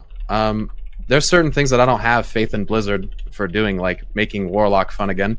But at the same time, like, I only can really take from and put in my videos what they put in front of me in the books and then in the game and all that kind of stuff. So I don't know. I really believe this shit of like what I put out there. So you think this is actually a 200 IQ story? I really do. And like, I could be totally wrong. But I guess I like to try to be at least a little bit more ambitious and optimistic about that than most people, because ultimately, I mean, if you enjoy the game right now, I'm glad for you. But without the story of WoW, I probably wouldn't be playing WoW anymore, to be honest. It's like, that's why, think about Lich King, dude. Like, everybody was like, oh my god, I fucking love Wrath of the Lich King. Why? Because everybody knew what the story was. They were like, wow, this is fucking awesome. We're gonna fight Arthas, and, you know, it's like this big deal. So, like, yeah, I mean, it's definitely true. I mean, I think everybody feels the same way. Same reason I'm playing. Well, I mean, yeah, people want to see what's going on. I mean, I think 8.2 is okay, right? I mean, it's a good patch. I've been enjoying it a lot, but better than what we had in BFA before. It definitely is. It's a huge improvement. Like, if the game had come out in the state that 8.2 is in now, I feel like BFA would have a completely different perception. Yeah. Everybody would have been like very happy. You know as well as I do, like, that initial impression, the first patch and the first minor patch are like the most important. Like, if you don't nail that shit, there are people that will just literally unsub for the rest of the expansion, and they won't don't come back. They're not paying attention. So I don't know. I hope that Blizzard, they do a better job of like making the lore like more accessible to people, and, you know, making it more compelling. Because, like, I don't know, even like the Mists of Pandaria stuff, it was like that was done pretty well with like the legendary quest line. But you know, I just think that they need to get rid of the quest helper. I mean, that's, I guess, like my main like pet thing. Is I really think they should get rid of it if they want to start making people enjoy the lore more and get into it more. I agree. Like, and like, listen, I'm not trying to take digs at anybody in chat or anything, but like, the people that play with autopilot and shit, I don't know what the fuck you're doing. Like, why are you even playing at that point, to be honest? Like, you're not fucking doing anything. I don't know. It just seems... I don't even know why you'd play a game. I think people like it. They're like goal-oriented players, right? And like I'll do it with like alts and stuff with the Azeroth autopilot. But like besides that, I actually usually turn it off to read the quest to see like what they're saying, just so I have like a general idea of what the fuck's going on in the game. I think that's And I don't know. I has in pardon my ignorance on this subject, because I believe it or not, I started playing in Mists of Pandaria, a little mop baby. But has the community always been so like metrically oriented in that like fashion? Like, because it would seem to me, like, especially in Legion and then BFA, that like people started to focus a fucking shitload like on numbers and efficiency, and like, I don't know if maybe that's just my perception. Has it always been that way? Yes. Always. I mean, like, people have always cared a lot about it, but I think that it really started happening whenever we got Group Finder.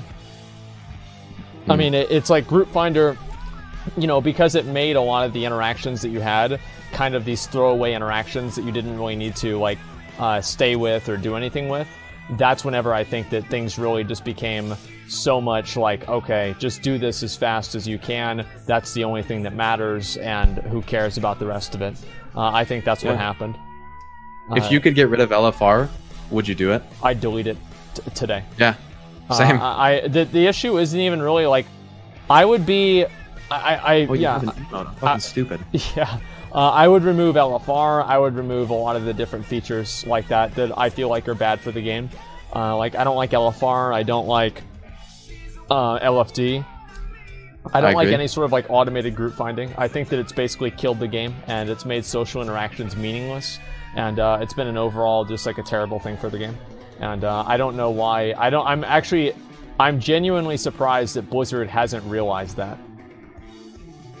Part of me has to wonder, like, part of me has to think, because I look at the corporate side of it and I'm like, obviously there's going to be influence from your investors and all that kind of stuff. Part of me has to wonder, I feel like they must realize that they have to know. There's got to be some kind of reason why they can't act upon that, because it's obviously something the player base does not fucking like. The majority of the player base, I would say. Here's what I think that it is. I don't understand. It's the whole mentality of you think you do, but you don't. And the player base, it's like the people that are participating in things, it's kind of like them. If you looked at metrics, you'd say that garrison missions and mission tables in general were successful, right? Because people like had to fucking do them. Well, yeah, but like they're successful because a lot of people were doing them. So if you look at it and you say, okay, well, if success is participation, then a lot of people are participating. Wow, this is very successful. I think that's kind of what happened. Poor way to.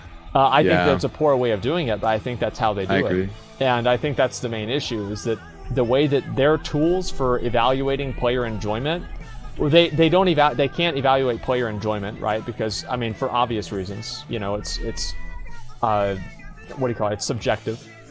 Like, how do you define enjoyment? But at the same time, like, I do think that's kind of what's happened. They're catering to imaginary players. Well, that's the thing also, is I think that they're catering to players that don't exist.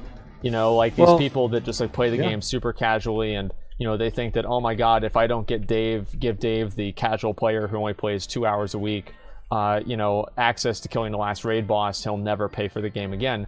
But the truth is, Dave has probably been playing the game for 10 years, and he has had no problem with it before. And I think that's really the main issue that they have, is that, you know, they underestimate their players. I think that's basically what it is.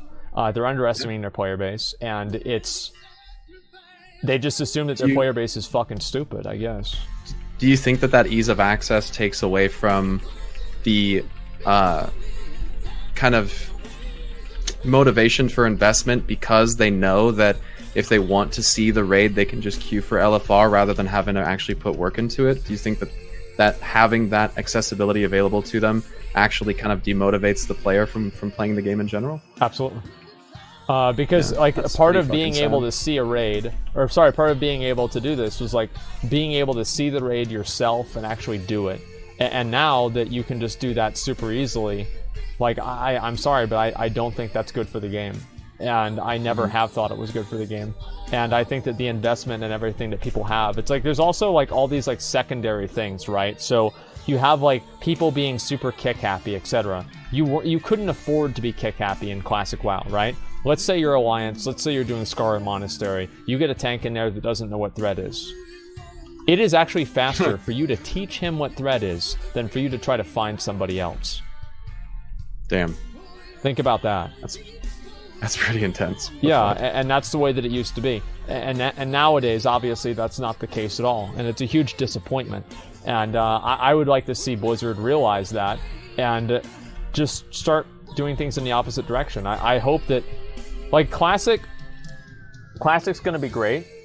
But the truth is that Classic is not going to be this infinite content thing that everybody is going to just play forever. And I hope that Blizzard doesn't use that as a rationalization for saying that the way that they created and crafted Classic was a bad idea. I think that to some degree it should be important that people get a chance to experience content, but I also don't think that making content as accessible as possible with no barrier to entry and no challenge at all is actually a good game. And that's ultimately what it comes down to. Is this even a good game? I would say no. In a lot of cases. No way. No. This game sucks dick. Just say it. It sucks dick. There is a little bit of a barrier to entry, but I think that it's the wrong kind of barrier to entry, as well as, like, the only barrier to entry to LFR, for instance, which I would get rid of as well, is your item level. Whereas like there's no actual interactivity in regards to unlocking the raid. There's like no attunement process for most of this stuff.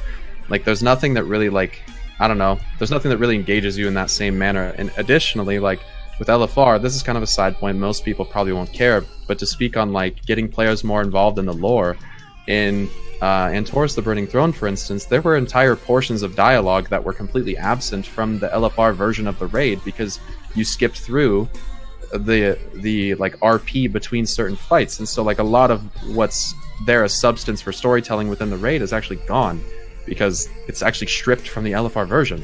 Like people that go in and do only LFR didn't see half of like what the fuck was even in that raid. So that's a really good point. I never even thought about that before, but you're completely right.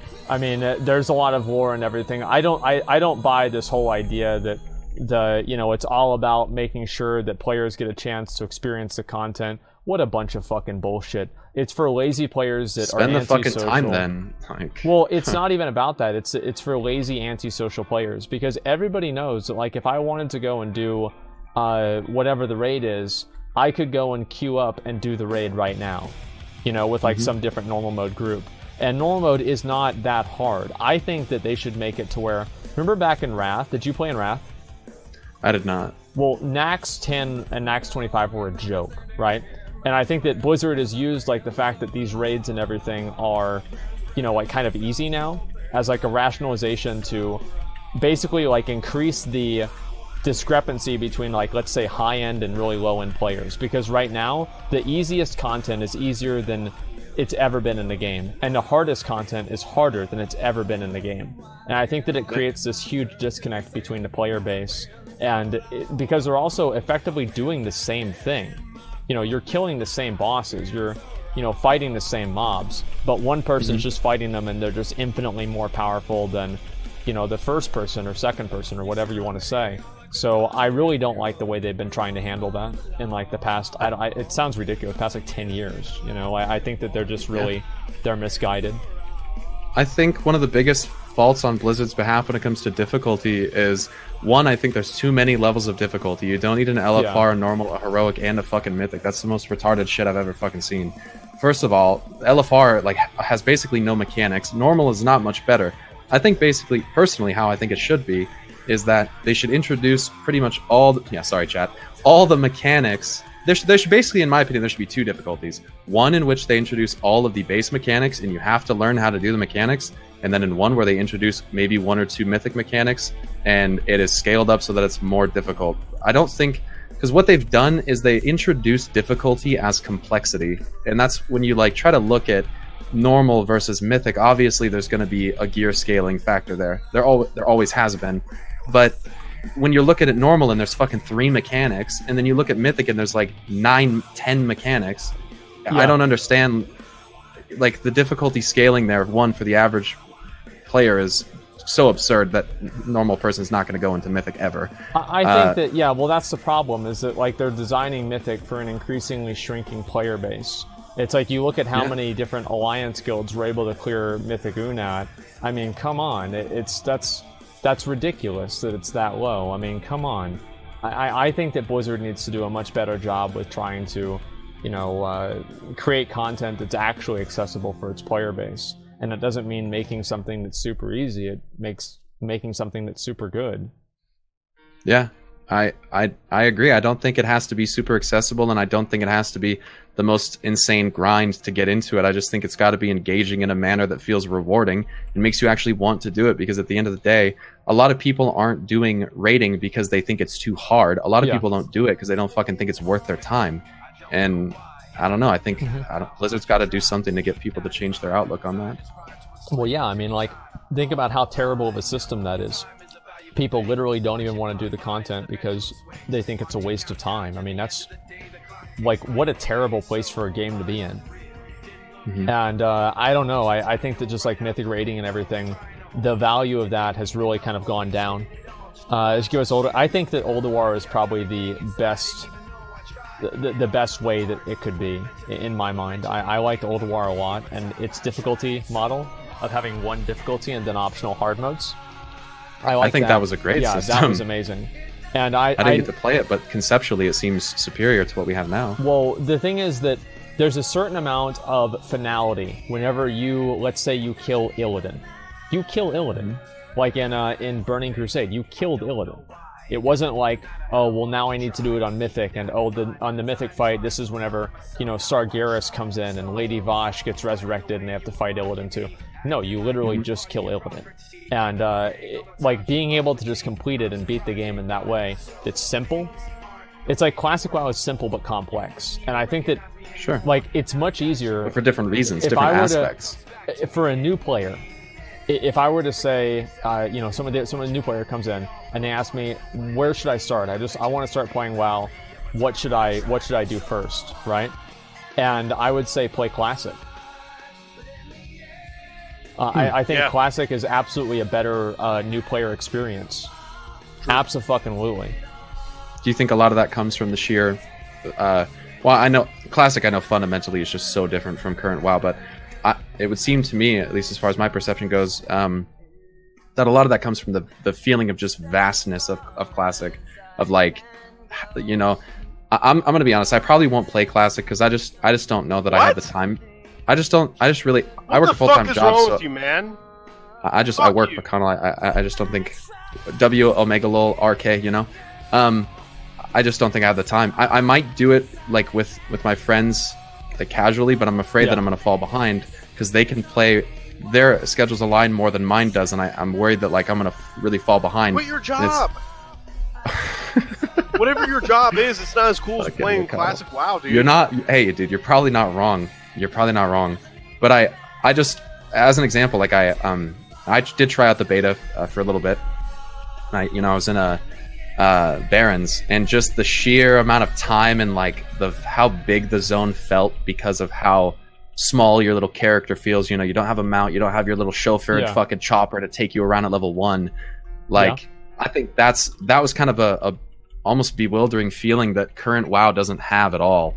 Like, well, yeah, I mean, you have some, like, the travel time is, like, kind of just a secondary thing. I actually think that Classic WoW is much more casual friendly than current WoW is by a mile.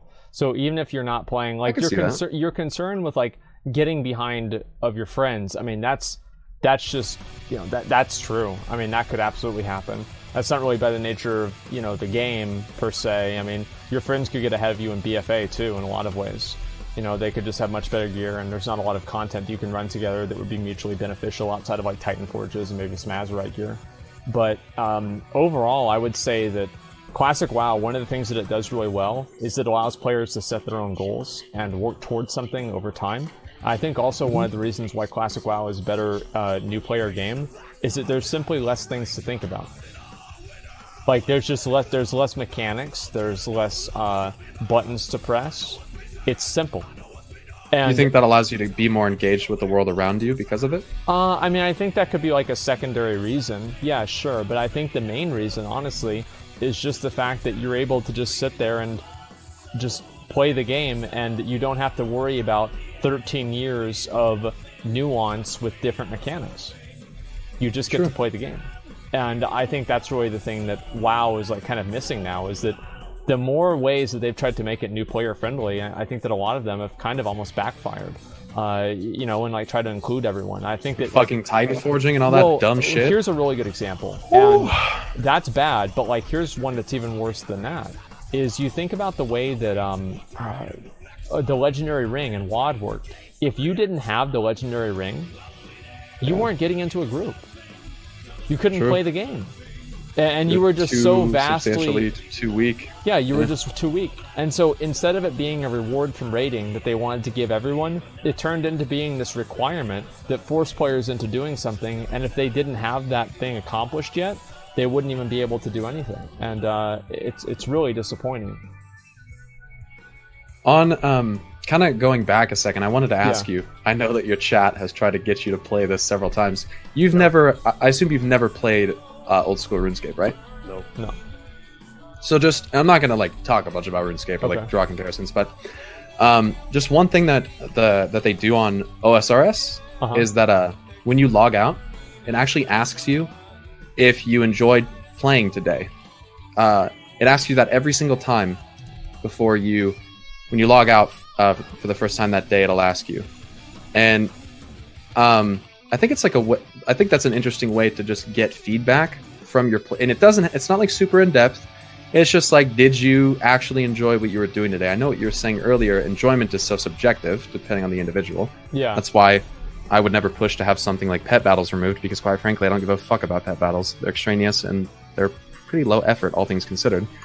But I just wonder, like, they're for what? Nothing. Go ahead.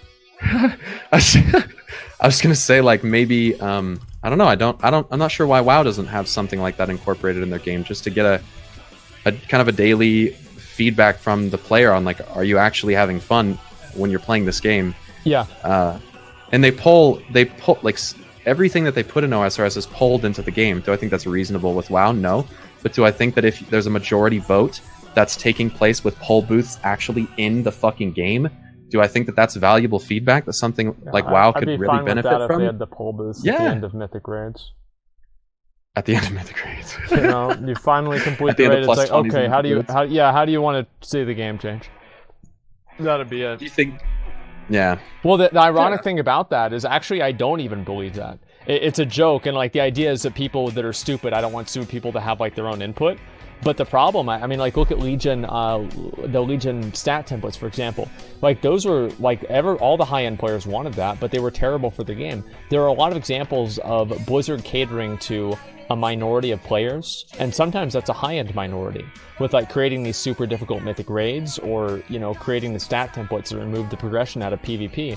Both of these things are done out of the advice of these high-end players. So I don't think that high-end players fundamentally should be the ones that decide the way the game should go. But I think Blizzard should look at the most invested and most engaged players, and the ones that really love the game, and see, how can we emulate the experience that you had that made you love the game?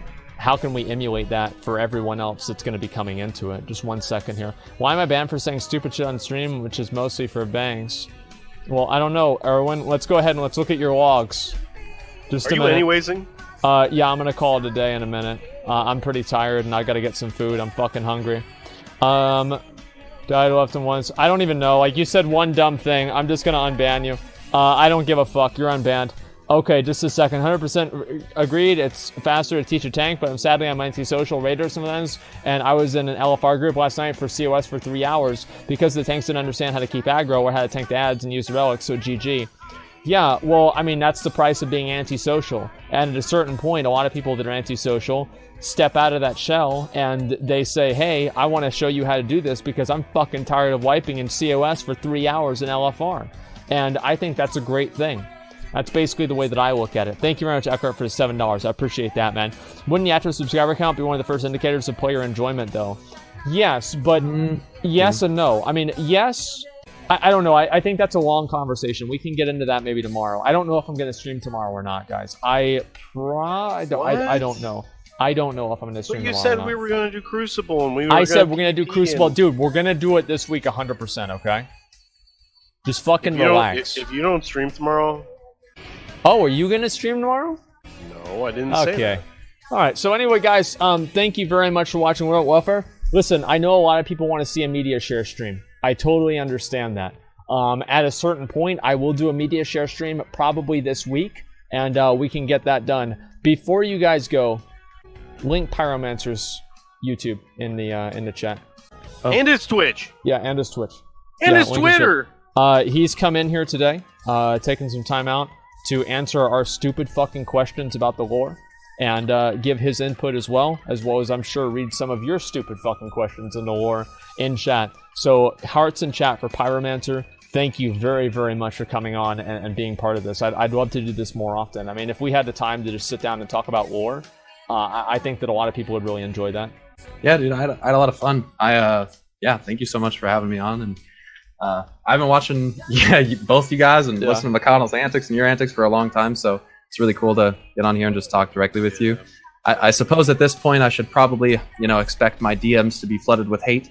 And anyway, thank you guys for entertaining me and entertaining the ideas, so I appreciate it. I think everybody appreciates it, so thanks a lot, man. And I mean, whenever some new crazy shit comes up, man, you'll be the first one we're gonna want to talk to. So I really appreciate you coming on and being part of it. Thanks, guys. Appreciate it. Yeah, 100%, Bye, Pyro. man.